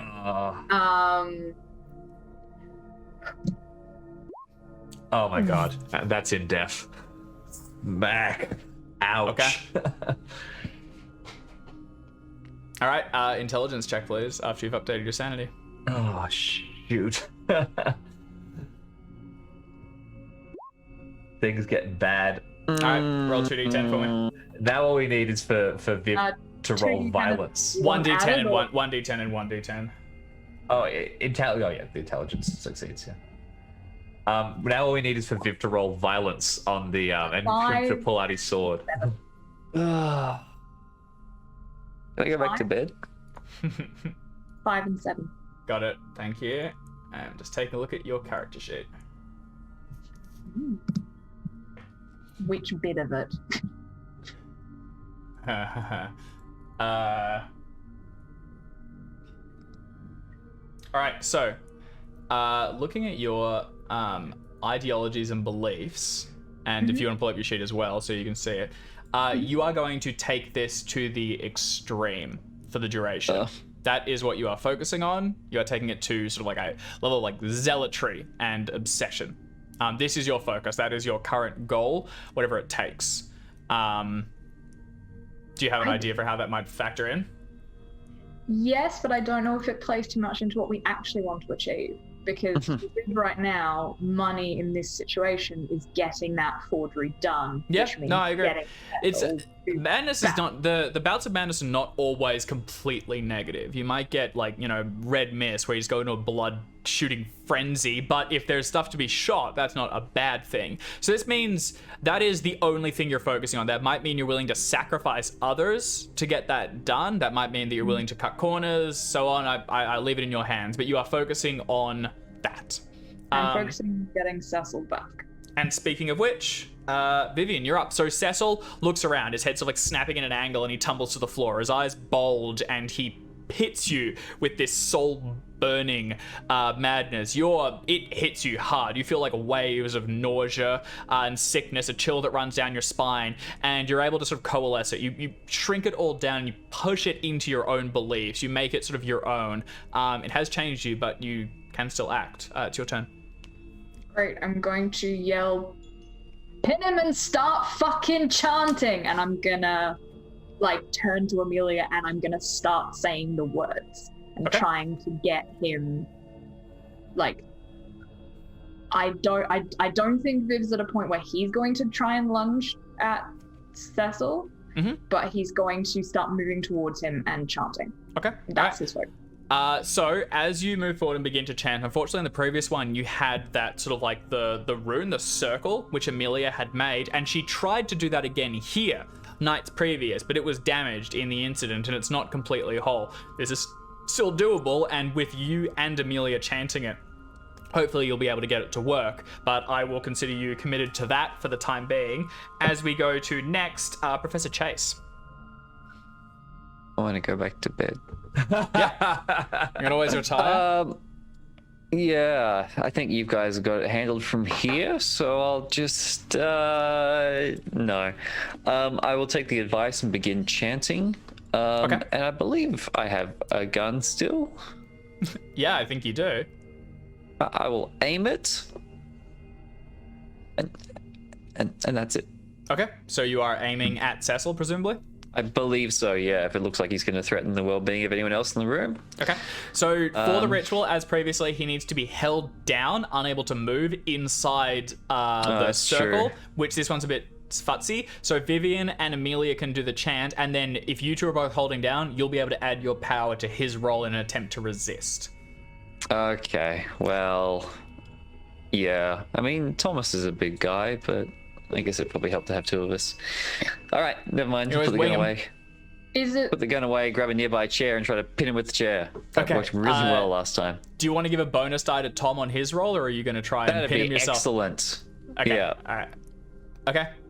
Tom. I'll teach Tom the chair technique. All right, dart Actually, sorry, I stand corrected. Sorry. Amelia is up. She stands forward next to Vivian and begins to chant as well. As both your voices meet, the curtains begin to flap. Little candles that are around the room surge into brilliance, and you can see shrinking into the center. Cecil, his eyes are bulging further, and it's beginning to sort of push out through his mass. Tom, now it is your turn. Okay, I dart forward and I attempt to do exactly what was described. I'm going to try and pin. I've got the bag in one hand, and can I try and steer the pin so that I'm getting the bag over the head so that to neutralize the eyes? Is that what you want to achieve, or do you want to pin? Because you can fighting brawl. I would say yes. You can cover his eyes. But it's going to be a different objective. The eyes. I'm going to start by covering the eyes. That is my first objective. I can get him down next time. Roll with a bonus die. What's this? What is Cecil's build? Hey. Build is 0. So you have 2 bonus die. Excellent. All right. 3 bonus die with Chase's assistance. So we're going to go 1. That's a success. Bonus. Oh, pretty similar, but yeah, success. Similar flavors. All right, he got an extreme. Bloody hell. I can't luck it, so he'll just knock me off. Damn. 3 bonus dice. I couldn't do it. Yeah, sometimes. I'm just confirming that he doesn't get. Does he get penalty dice as well? Yeah, I think that actually might be strictly how it's meant to work. Yeah, I'm going to look it up, but let's just say that for this round, he eludes me. Yeah. And I can. Well, no. There's some. I think you want it if you can get it, because he acts next. So. Okay. All right. Well, then I'm flipping through. I'm in the combat system. I am in fighting maneuvers. Here we go. Compare builds. Oh, okay. So I stand corrected. He takes a penalty die. You do not get a bonus. It looks like he takes a penalty. Sure. Yes. Great. So Okay. so he takes So two you bonus would Last still get bonus? one. You would still get one bonus from Steven. So that puts Yeah. you at you succeed. I will now make his roll. I will add 2 penalties to that roll, which surely he cannot succeed. Fail. Hey. Oh, damn it, he actually would have had it's 2 extremes and 1 fail, but the fail gets it. All right, you dart forward with just like a hemp bag or something that you found. You put it over his head and then actually cover his eyes with your hands. You can feel things pushing against it on the inside, but for the moment, it is compromised. He lashes out and he doesn't have Vivian's skill with a sword cane, so he's not as strong a possession target. He was relying on the eyes. He is going to attempt to break himself free. So can you once again make a fighting brawl check? Sure. If he's making a fighting maneuver, he still has 2 penalty die. I know. Yeah, It's all cool. you can do because he does not have much skill with weapons and he has no gun to hand. right. So Fail. Oh, he fails too, so we're all he fails good. too, so yeah, no obligation. All right, he thrashes underneath you, and you can feel like it beginning to pulse underneath it. You're holding him down. Viv, I presume you're continuing to chant. If I'm chanting, does my power get added to his, or do I actually have to No, do you and Amelia are giving them the opportunity to even attempt it. Great. In that case, I will continue chanting, given that the circle is not as good, so we probably need more people That's it. doing spell shit, you know? That's it. All right, so Professor Chase. Oh no. Same plan again. Tackle him. I think there's nothing else I can do but keep him still. All right, so you're giving a bonus die to Tom. One more bonus die, I think. That's probably Thank the you, best Professor. I Tom's give you the pretty good at mess. You give me the whack. All right, Tom, go ahead and rolling the pin this time and hold him down.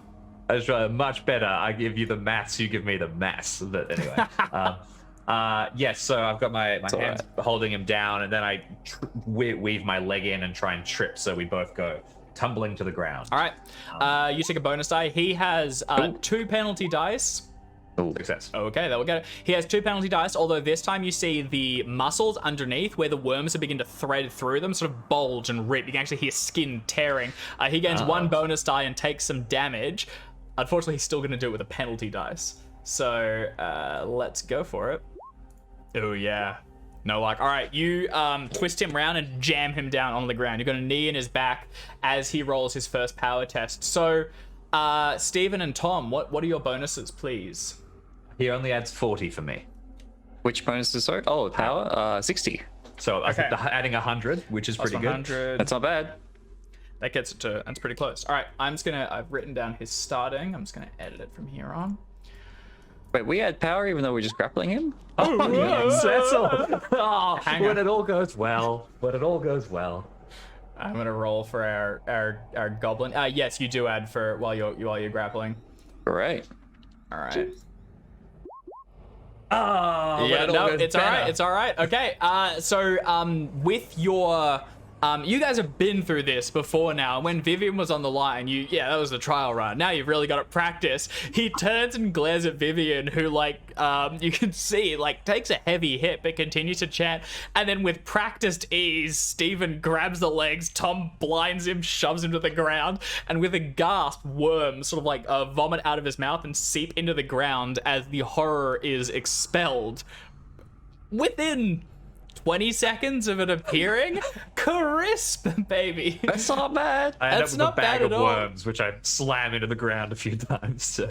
I would like to immediately go over to Cecil and just kind of be there. Not I'm gonna be get on him immediately, trying to get everyone off him because I Cecil- don't enjoy being held. As soon as he comes back, he shrieks, twitches his spasm, and looks around. He sees the worms on the ground, and he jams his thumb onto one of them, which sort of pops like a bug squished, and then dragging the ichor, he lands over to the manual, pulls it to himself, and then marks down with his thumb and the blood, or sort of ichor from the worms and creatures, the final few runes. As he does, the candles all dim down to tiny little dots in the darkness, impossibly, and all around you can see the inky shadow begin to coalesce as pulled into the tome itself. It was only ever an image of the creature that escaped, a sort of a copy or an imprint. The real thing was always contained. You'd never seen it at its full power. But the image is cut off from the rest of it. As the tome is sealed, he slams it shut and lights flare back. Outside, the sun breaks through some of the curtains, and the creature is bound again. Cecil collapses to the ground, and Amelia stands wary. Viva's gonna go and like just put a hand on the book and go, I believe we have a dinner engagement. I'm just gonna pick it up. Is it done? I think so. Shall we? Well, Amelia, you're good to stay here with Cecil for a bit. Both of you can rest for a moment. We'll be taking the book away, if that'll help you feel better. Or do we? If not, we can, Cecil. We can try and figure out something. We can take you somewhere, and what'll help the two of you here? Amelia's cautious to be by herself, still, even with the changes made, and staying alone in the apartment. And Cecil's not a huge boon to her comfort. Would prefer to go with you, or to be dumped somewhere where she can be with people. But with like these steps made, she's confident. You know, she can do it. This is just preference. Cecil is not well. Yeah. As they collapse, they have been possessed. You can see like vomit pooling at the side of his mouth. He's finished the ritual, and he's occasionally like convulsing, and as he does, he like spits out a single extra worm which lands on the ground, and he shudders away from it. He needs help. He cannot care for himself. He cannot. I think that I should take Cecil to the hospital, and that Amelia, you come with me, and we'll stay there. The two of you should go to this dinner engagement. If it makes it easier, I can go alone. I think Stevie might prefer not to have to lie to people. No, I'd rather be involved. I'd rather have the full details of exactly what this transaction is entailing here. I mean, if you like, but Thank you. Leave the talking to me, okay? You two will do what you think is best, and I respect that, and you know, I'm good at putting bags on people's heads, not much else. But I beg of you, don't trust that man, Abner Wick. I think that giving him the book is a huge risk, and I think that we should drop it to the bottom of the ocean. To hell with the money, to hell with the university's forgeries. Hell, it's a job for the next couple of years trying to track them all down. Guaranteed employment. But I respect the two of you. You're smart. You'll do what needs to be done. Take that under advisement, chicken. Also, don't sell yourself short. You're pretty good at math. Well, thank you very much. For now, let's get Cecil. Come on, we're gonna get you all cleaned up. Come on, let's go. You pull him up to his height. He's just, you know, worms. Here, it's gone. Just an image, and just a larger piece of a smaller part. We're gonna get somewhere very clean. No worms, no dirt, nothing. Where are you taking him? I'm gonna take him to Arkham General Hospital. Okay. You could take him to the therapist that you and Vivian saw, although as for like, a hospital is probably a good start. Yes. But yes. it's mainly just affording it. All right, so sorry, go ahead. I will. How much is it going to cost to get him decent treatment in the hospital? Just in the hospital, like seeing to his physical injuries. At the start. I don't know. Sorry? as a start. 50, 100 will probably get him a long way. That'll give him a bed for a few days. I'm spitballing here. I could look it up. I don't know exactly. It's not a ton. I don't know whether I need to hand over cash or whether I need to break assets. Yeah, no. It is not a ton for the hospital thing. The therapy would be a much longer drawn out. Like, he needs months and months of help to ever return to, basically being able to live by himself and independently. So that's a large one. But the hospital itself can probably be handled by just cash, really, for the time being. Amelia's also very well off. She's happy to help with this part of it at least, and she wants to, let's just get this going. She's concerned about her own involvement. She doesn't take the whole blame onto herself, but she does feel somewhat guilty. So Tom, Amelia, and Cecil head down. Amelia has a personal car not far away, and Tom, are you able to drive? Actually, yeah, Amelia can drive. Otherwise, it's fine. You can stay in the back with exactly. Cecil. Sounds good. All right. And you head to the hospital where he will be taken care of. Vivian and Stephen, your dinner meeting is at a very posh restaurant somewhere uptown. What's the approach? Well, I suppose I have to let you do the talking here. You're right. You do happen to have that gift, but I just don't want to make enemies of this gentleman. I feel like we're a little bit overexposed here, and I don't want to make things harder for us in the long term.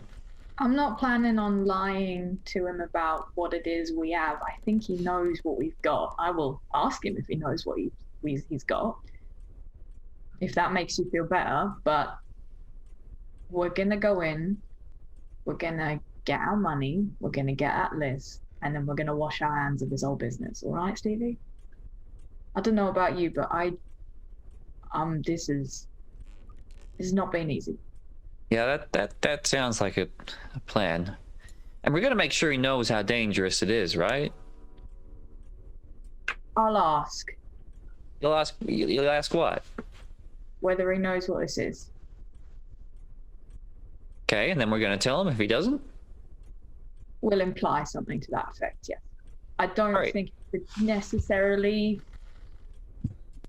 It's one of those things, Stevie, that like he knows that we know that he knows that we know that this ain't a good thing, but no one's going to specifically say it out loud. It's going to be an understanding, if you know what I don't like that at all. The thing with safety warnings is they need to be explicit or someone gets hurt. They need, yes, in an institution, but no, when you're dealing with people who aren't doing things above board. In fact, the less explicit, the better. Let's get a feel for whether he is, a professional or not, at the very least. We had a pretty decent conversation with him beforehand. Mm-hmm. Did I get the impression that he knows what he's doing? Like, given everything? Like, I got the impression he knew what he was doing, but I'm wondering whether Viv is I imagine that you would have, yes. Do you want to give me a psychology roll to see if you could have gleaned anything? Sure. I'll just see the level of detail we're talking about here. Stephen, do you have any particular psychology proficiency? I can have a go, for sure. Give it a whirl. Click the button. Give it a whirl. Oh, I enjoyed clicking that button. Thank you. Would you like to push the... God, you have a lot of psychology. Look at you guys. I do. Stephen's good at making sure people don't get upset with him. Okay. Here's what I'll say. Both of you got the impression that yes, he is fairly capable. Thank you. Yeah. No, I'm fine. So both of you get the impression that yes, he is very capable.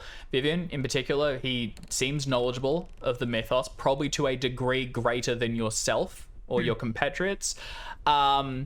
If any, kind of as you've been suggesting, if anyone knows what to do with this, it's probably him. He's the most knowledgeable person you've met about this so far. Stephen, the only thing I'll say is that he seems knowledgeable. You're fairly sure of that. The people with knowledge either got it by encountering things or doing, misdeeds, encountering things from the mythos. You are not wrong to be concerned. Great. That's helpful. I will be not unconcerned then. There you go. So the two of you turn up at Crawford's restaurant. It's in sort of uptown Arkham. It's one of those tall buildings where on the bottom level there's a large lobby. There's a bar off to one side where people would, sort of have a drink before going up to eat. You have a reservation here, and the two of you have turned up. You've had to like sprint to make it. The car's parked slightly haphazardly outside, and you've handballed the keys to the valet. You're both dressed. You dress reasonably well, just in general, and you splash a bit of water and to get the sort of blood and marks off. But Viv has like washed in the interim and has changed shirts and has his cane and his shoes are polished. Like they're obviously a bit scuffed now that we got into a fight, but for the most part he's keen. Yeah, it's not too bad. You were able to clean up a bit at Amelia's. Neither of you went back to the cottage to do a full change, so you look like investigators that have been through an investigation. You're carrying yourselves reasonably well, and as you're getting there, there's like a moment before the attendant will take you up the elevator and to your table. And Steven, you can sort of like smooth your hair down in one of the mirrors or something and just make sure you're sort of presentable. I feel like actually like Viv will see Steven do that and be like, Stevie darling, let me, and we'll go and like fix Steven up and straighten his tie a little, and just kind of goes back to that very genteel sort of, Stevie, don't worry, I've got this. Which one of you are... Sorry? You got your voice back as well. That's good. Oh, this old thing. Yeah. That's just acting, honey.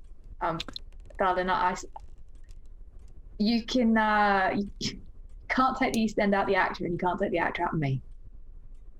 Delightful. But if this makes you feel more comfortable, I can certainly speak like this more often. I kind of gotten used to it, but I imagine if you're staying a bit longer, I'll have to get used to the other one as well. Oh, there's plenty more where this comes from, and I'll just pat his cheek. Good. Right. Plenty more.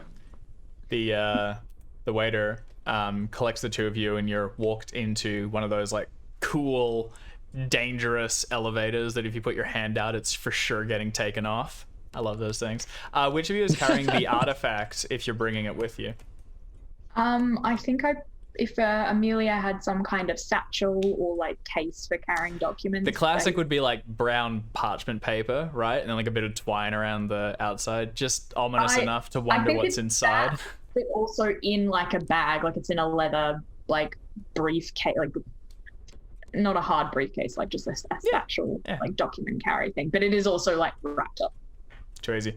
So it's sort of being held as the lift gets to the top. Bing! And you walk out. It's like a steak restaurant or something. There's waiters tearing around throughout it, looping around, delivering nicer meals than you've had in a long time. And the smell is intoxicating. You haven't eaten in a while. I think the last meal we had was the diner right before the abduction, and then things kind of kicked off. So you kind of realize you're hungrier than you expected. As you get to the table, Abner Wick, large gentleman, he's cleaned himself up a bit and he's wearing a pretty snappy looking tux, is seated and already working his way through what looks like 2 or 3 personal appetizers, and he's ordered food for the table, which is already beginning to be ferried over. He stands and nods to each of you as you take your seats, and then places himself down and says, your friend Thomas isn't joining us? Not this evening. He's otherwise engaged. A shame. He seemed useful sort. Well, listen, please help yourself to food. There's more coming, and there's drink aplenty.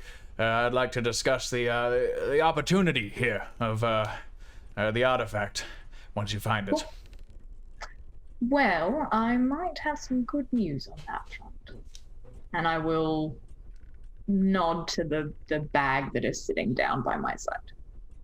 You have it here already. Yes. We are professionals, Mr. Wick. I can see that, and you handle yourselves well, and a deal is a deal. I did not expect you to act so quickly, but I was prepared in case you did. He reaches into his jacket pocket and pulls out like a yellow envelope, thick with cash, and then puts it down. And before he does, he gets out a pen, makes a couple of small notes on a sheet of paper, and folds it and puts it into the envelope with the bills. As he opens it, you can see there's several $1,000s in here. He says, and the inventory as requested, and he puts it on the table. The full inventory? That seemed like a short list. everything that I know. Sorry, he was like amending to an existing list. He already had one prepared. Oh, very good. I must ask, because it is, I feel morally obliged to do so. You feel Do you you know must. I assure you, you do not. I can handle myself. I can handle the contents of that case. Leave it with me, Mr. Langley. All will come well. Is there any opportunity for a bonus, given how quickly we found it and the efforts we had to go through to get it to a state where we could provide it to you safely? And like, I hope at this point he takes like a slightly better look at us and is like, huh. Yeah, you got the impression he probably took a good look at you as you sat down as well. He nods. He says, "No reason we can't be polite, and if extra effort was required, then I'll respect that. I'd rather we leave on good terms than ill. What would you ask? More money? That can be arranged." I was hoping that there could be some kind of arrangement put in place for a young man who needs some help after all this is said and done. If that is something that we could agree on, a fund for a young man who helped quite a bit. This young man, he'd be Professor Leiter's artist. I could have great use for a man of such talents. I'd be willing to pay for his therapy. He could live with me if he chose. I'd offer him work. It's up to him if he'd want to take it. Our primary concern would be for his well-being, not for his livelihood. Of course, but come out the other side of this, he'll have questions. And I have answers. There's no safer place. I think that sounds like an excellent addendum to our arrangement. And then I will care for him, as if he were one of my own. Thank you. A weight off my shoulders. Yes. We're returning to the previous topic that was dismissed a little prematurely, I think. Mr. Wick, I have to, at the risk of being impolite, draw attention to the injuries that my companion has sustained here. This is a dangerous industry you found yourself in. Just very gently going to put a hand on Stephen's arm, not like just gently like reassuring. Nothing else, not saying stop, just reassuring pressure. And the fact is that, people get hurt in more ways than one in the antiques dealing, it seems. And we really want to make sure that we can hand this thing over with a clear conscience here. Because if anyone else got hurt by this thing, it'd not be good. You don't need to threat. This item is for collection purposes only. Won't be used or tampered with. Merely wish to own it and inspect it. I understand the risk I find myself in. May I recommend not accidentally erasing any marks, and I will push the bag over to his side of the table. Like, He takes it and he doesn't look inside, but he moves it under his seat and returns to, like, main meals have come at this point. This dude's putting pounds away. He continues to eat as he talks. Can I get a psychology read in that last remark? You about can. What he plans to do with it? I'm going to tell you now, you are probably Ooh. going to need an extreme success to get anything of weight. Oh, he's a smooth operator. Mm-hmm. Is he? Mm-hmm. Worth a shot. Would you like to push the roll? You've rolled 2 psychology 88s. That's weird, That right? is weird. That is weird. What are the odds? 1%? One. About 1 in 100. All right. No. At some point, Stephen just has to take things at face value, or that way madness lies. Yeah. There is comfort in just accepting that you do not know. There's comfort in blind trust. If the money is then pushed over to our side, It is. Viv will put it in a jacket pocket or something, whatever he has to hand. Done. Mr. Wick would encourage you to stay for the remnants of the meal. He has ordered more than enough for the three of you and twice over. He slowly works through desserts, but at any point you can leave. He is a entertaining host. He tells stories, none mythos, but all adjacent. You can see where, you know, maybe the story extends and in private could be more interesting. But now that the deal is done, he's polite, but there is a power to him. And it might take you with concern. That makes polite conversation, takes the opportunity to relax a bit. Also, like, is friendly, is charming, does what Viv does best, like, tries to befriend this person, I guess. You know? Yeah. Whatever level. Absolutely. He talks with you. He enjoys your stories as well. You've both led interesting lives. Professor Chase, he occasionally tries to engage you on your mathematics expertise. He's still interested in possibly employing you in future. Yeah. No. Well, I it's fair. I am flattered. My teaching keeps me busy, as you can imagine.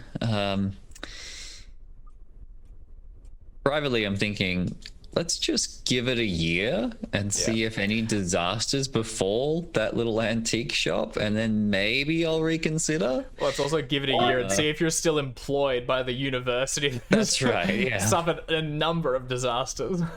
But nothing wrong with having a backup plan. That's right. Always looking for options. Keep the resume updated. Have your CV, you're good to go. All right. That's right. All right. Eventually, the night draws long, and after dessert and sort of dessert wines and things, the two of you let yourselves go. The jesters. So, as the scenario resolves, with the documents recovered and handed over to one Abner Wick, there's a few outstanding items, but we're not going to go into all of them in great detail. What we'll do is we'll just have a couple of rolls, a couple of short discussions, and let's just kind of riff it out. So, outstanding. What I want to know, and sort of divvy these out between the three of you, I want to know, is anything done with Mr. Flinders? Or do you kind of leave him to continue his pursuit of the arcane and the occult? Is anything done with the walking zombie that is somewhere? Do you follow up on any of the decisions you made recently? So that's handing over Cecil, etc.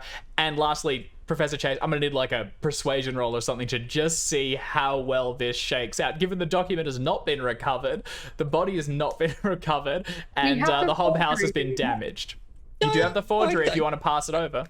And you've got a list of all of the university sins. Professor right. Chase, all you got to do, you say, I'll tell you what, you keep me on staff, I go through, I carefully isolate everything, it's all done. You fire me, and I point out that your entire collection is fake. No, honesty is sometimes the best policy. At least to a certain extent. Starting to think I'm rubbing off on you, chicken. What? No, you're not. I'm saying to be honest and not lie. I wasn't talking to you, I was talking to Thomas. Oh, right. Oh, that's right. He's chicken. I'm a Stevie. Not Stevie, darling. He's chicken. Of course, that's gonna forget. All right. So, what's your argument gonna be? How do you present this? An absolute win. Look, I got the full amount of information here, Dean. It's a pretty good resolution, aside from kicking down doors and breaking in and going on, nighttime adventures, which I'm sure you'll agree is hardly my pace. So here's the full story. I'm afraid Professor Leiter was commissioning forgeries of some of the artifacts and selling them on for his own personal profit. I know I hate to disparage the departed, but there's the truth. Here is the full list of things that were forged, and the journal, of course. Here is a fairly convincing copy, but a copy nonetheless, I'm afraid. That's the full story. What happened to the journal, the real one? Well, I didn't think that far ahead. It got sold along with the rest of it. Yeah, I sold along. I'm afraid.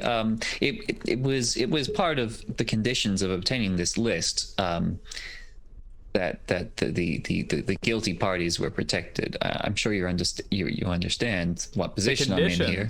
So you're making deals on behalf of the university. Well, yeah. For university artifacts, they can't pursue these missing things if you won't tell them where they are or who might have them. The benefits of knowing the other forgeries, I think, outweighed the risk of losing just one more. Sure. Okay. Well, let's table that for the moment. Let's move along. I understand you're involved in your car. The vehicle that was loaned to you was involved in some sort of, at least the beginning of a car chase with known criminals. Oh yeah. These same men just... were they involved in the missing corpse that's disappeared? You know, I think they could have been. You know, they're the ones who visited the morgue. They did strike me as odd fellows. You know, I mean, I'm afraid I did, under duress, I might add, had to show them to the morgue, and I suppose it's entirely possible that they visited again, and for some unknowable reasons took Professor Leiter's remains with them, and that incident with the cafe, we were just bystanders, really. I didn't even get a good look at them. But the car's all in one piece. The car, not a scratch, I believe. I think you're right. Didn't you ram it into them? It I attempted to. It dinged it. You didn't get very fast. Yeah. All right. I think it's a good line of reasoning. Professor Chase, please make a persuasion roll. So here we go. This is for my job. That's a fumble! Yes! Oh my god. Yes! It's not a fumble. It's not a fumble, but it's so close. Push it. Do you want to push it? It's Push it for the career. 50% chance, baby. Push it for the career. All right. No, currently, what they're saying is, look, Yeah. We appreciate everything you did. Unfortunately, I mean, A, we're going to swear you to secrecy about this forgery because we're going to tell them it's real and get this back in. B, unfortunately, you just don't have a career here anymore. At your current thing, they're going to bump you down to some, like, you're going to be an assistant to another professor. You'll continue on for a while. It's just going to go nowhere. And this is when you consider putting your foot down and saying, no, I did everything for the university. That's right. Yep. Nope. I'm going all in for the first time in my life. Come on, Steven. I'm gonna stand up for myself. What does he need? He needs a success. He just needs success. So 50-50, one failure means the next one has to succeed. It's got to succeed. It's maths. I can tell you. That's how maths works. Come on. Oh.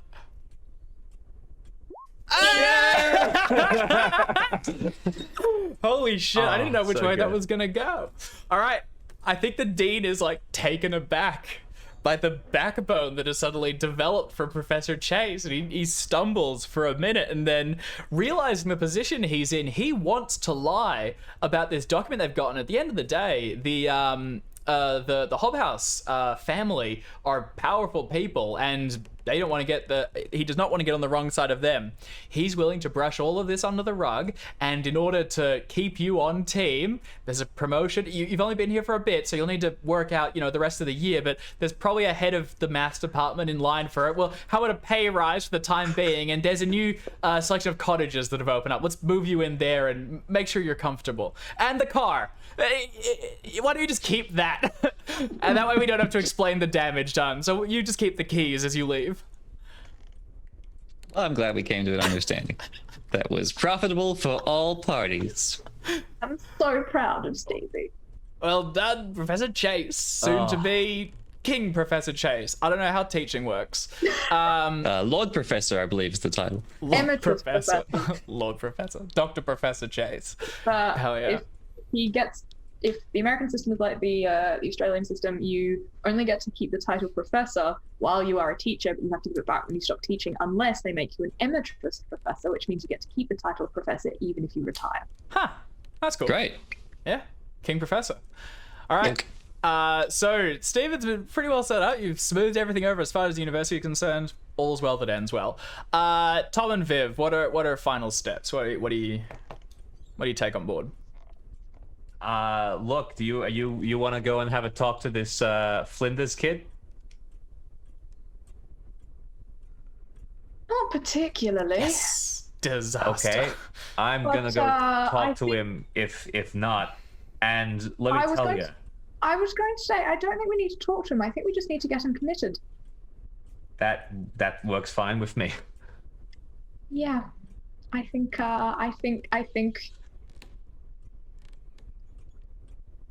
Viv is going to use his charm and fast talk abilities to get this kid committed. What's the spin? How do you sell this? Because when you meet up with him, first of all, he's like, "Did you find the witch?" So I don't actually know if I go to him. I think what I do is I go to the university and I I would say he's a menace. I understand from multiple people, and I've seen this myself, that Anthony Flinders has been stalking Miss Amelia under the guise of believing that she is involved in witchcraft, and also has collected various forms of weaponry that he's been keeping in student accommodation. He is a danger to himself and to the other students, and I think it would be best if the university were to have him committed. Every part of that is logical. Give me a persuasion check and take a bonus die. Can I make it anything other than persuasion? I'm not good at that. I know, but it's not really fast talk or charm. I think it's persuasion in this thing. Fine, I was hoping for fast talk because it's logical, but I'm also lying through my teeth about my involvement. Yeah, it's well, we'll see. persuasion. Oh, Hey, come on. 3 points of luck. 3 points. I will spend 3 points of luck to get him committed. Hey. All right. The last you'll see of Anthony Flinders is as he gets bodied into an ambulance, yelling about the great government conspiracy that was definitely he will never suspect his friend Vivian Langley. He knows it was the robot birds or whatever that were listening to him, and he will spend some much needed time in a padded cell. And that leaves the last trailing thing that you mentioned was the walking corpse, right? How do you feel about a track check as I, over several days, weeks, months, try to track down the walking corpse and put it back in the ground? I love it. Go for Yep, it. all right. Make a track roll. That works very well. All right. Okay. Nope. Can I Do you want push to it? push it? Yeah, sure. Yeah. All right. What's the push penalty? It's probably you get the thump by a zombie. I think it's...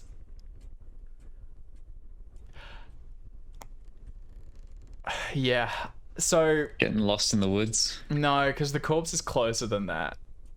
It's not very far away at all.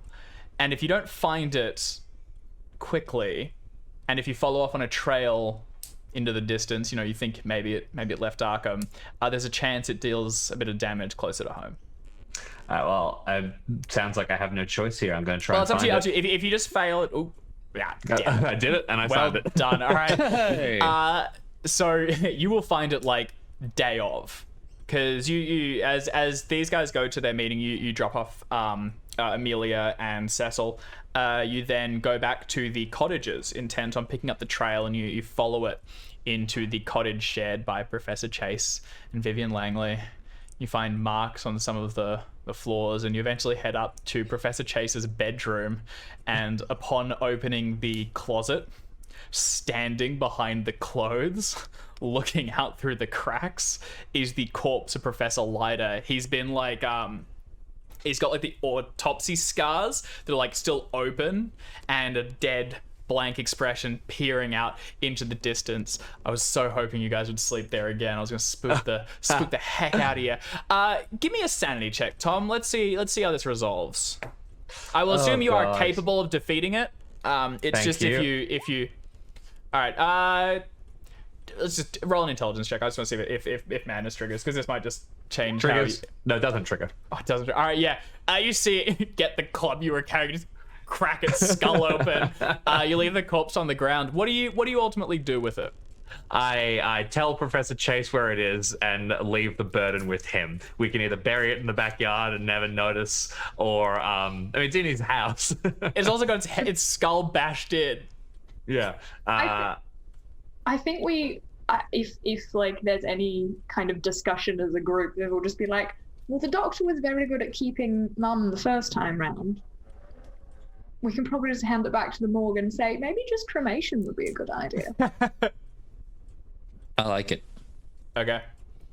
Yeah, so the body is eventually brought back to Dr. John Waycroft. You advise him that now that the investigation's resolved, I think we can just burn this puppy. It's taken into one of the Bernie chamber thingies, and yeah, vaporized, and hopefully that's the end of things.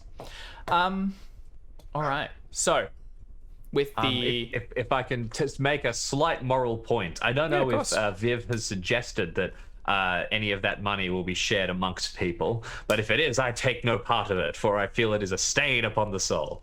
Last. I don't know that Viv ever brings it up with you, because I think he knew. Like, Yeah. he knows you didn't want anything to do with it, and if you don't ask, he doesn't say. Cool. Yeah. Easy. Because like, I think he gets the impression you'd be happier not knowing, or at least it will be easier for you not to know. Yeah. Yeah. No, that makes sense. Oh, you got 5 big ones. Just split amongst yourselves as you desire. Cecil Hunter is taken in by Abner Wick to be healed first and then possibly put to work. What comes of that we may yet see, but for now we will leave this story and come back to it in the future. So that's been Crimson Letters. You dealt with a manifested horror. If there was a storm, some people got possessed, there was a lot of thumping, good times all around. Good shit, gang. Way to go. I'm genuinely stunned that no one We saved died. the day. That resolved pretty well, all things helps, considered. I think we're all indefinitely insane, and Vivian is on 18 sanity. It does help. It makes me feel a little better. Yeah, thank you. Plenty. That literally, that hit of 10 was like 28 to 18, and I'm like, well, oh dear. I had the exact right. same thing happen to me. That when we first spotted it. What are you on now? Well, with that, depending on if I lost sanity for spotting that thing, 17. But literally, I went 28 to 18. Just for that one. Yeah, no, and I mean that last one when it possessed Cecil to stop its rebinding or the severing of its like image, that could have gone very poorly if a few more people failed, or that could have been bouts. It takes Cecil, it destroys the document. Endgame. Anyway, fantastic. All right, well, we will be back next week, although we will be returning. No, we will not be returning. We will be moving to a different scenario because we're jumping books. That's been the Keeper rulebook. You can get it in all the places I mentioned previously, and links in the whatever. But when we come back, we're going to be jumping into a series of scenarios from Gateways to Terror. So these are all one-shots. So if things go according to plan, we should be smashing out one a week, which will be a lot of fun. It's also like pre-gen investigators. These originally came to life to be run at cons. So they're these crazy, really like punchy scenarios that should be a lot of fun. We'll all take on pre-gens, play out the scenario. There'll be horror, death, madness, all that sort of good stuff. And we hope we'll see you next week when you join us for it. Thanks for watching. Thanks for playing. Thanks for everything in between. Thank you, David.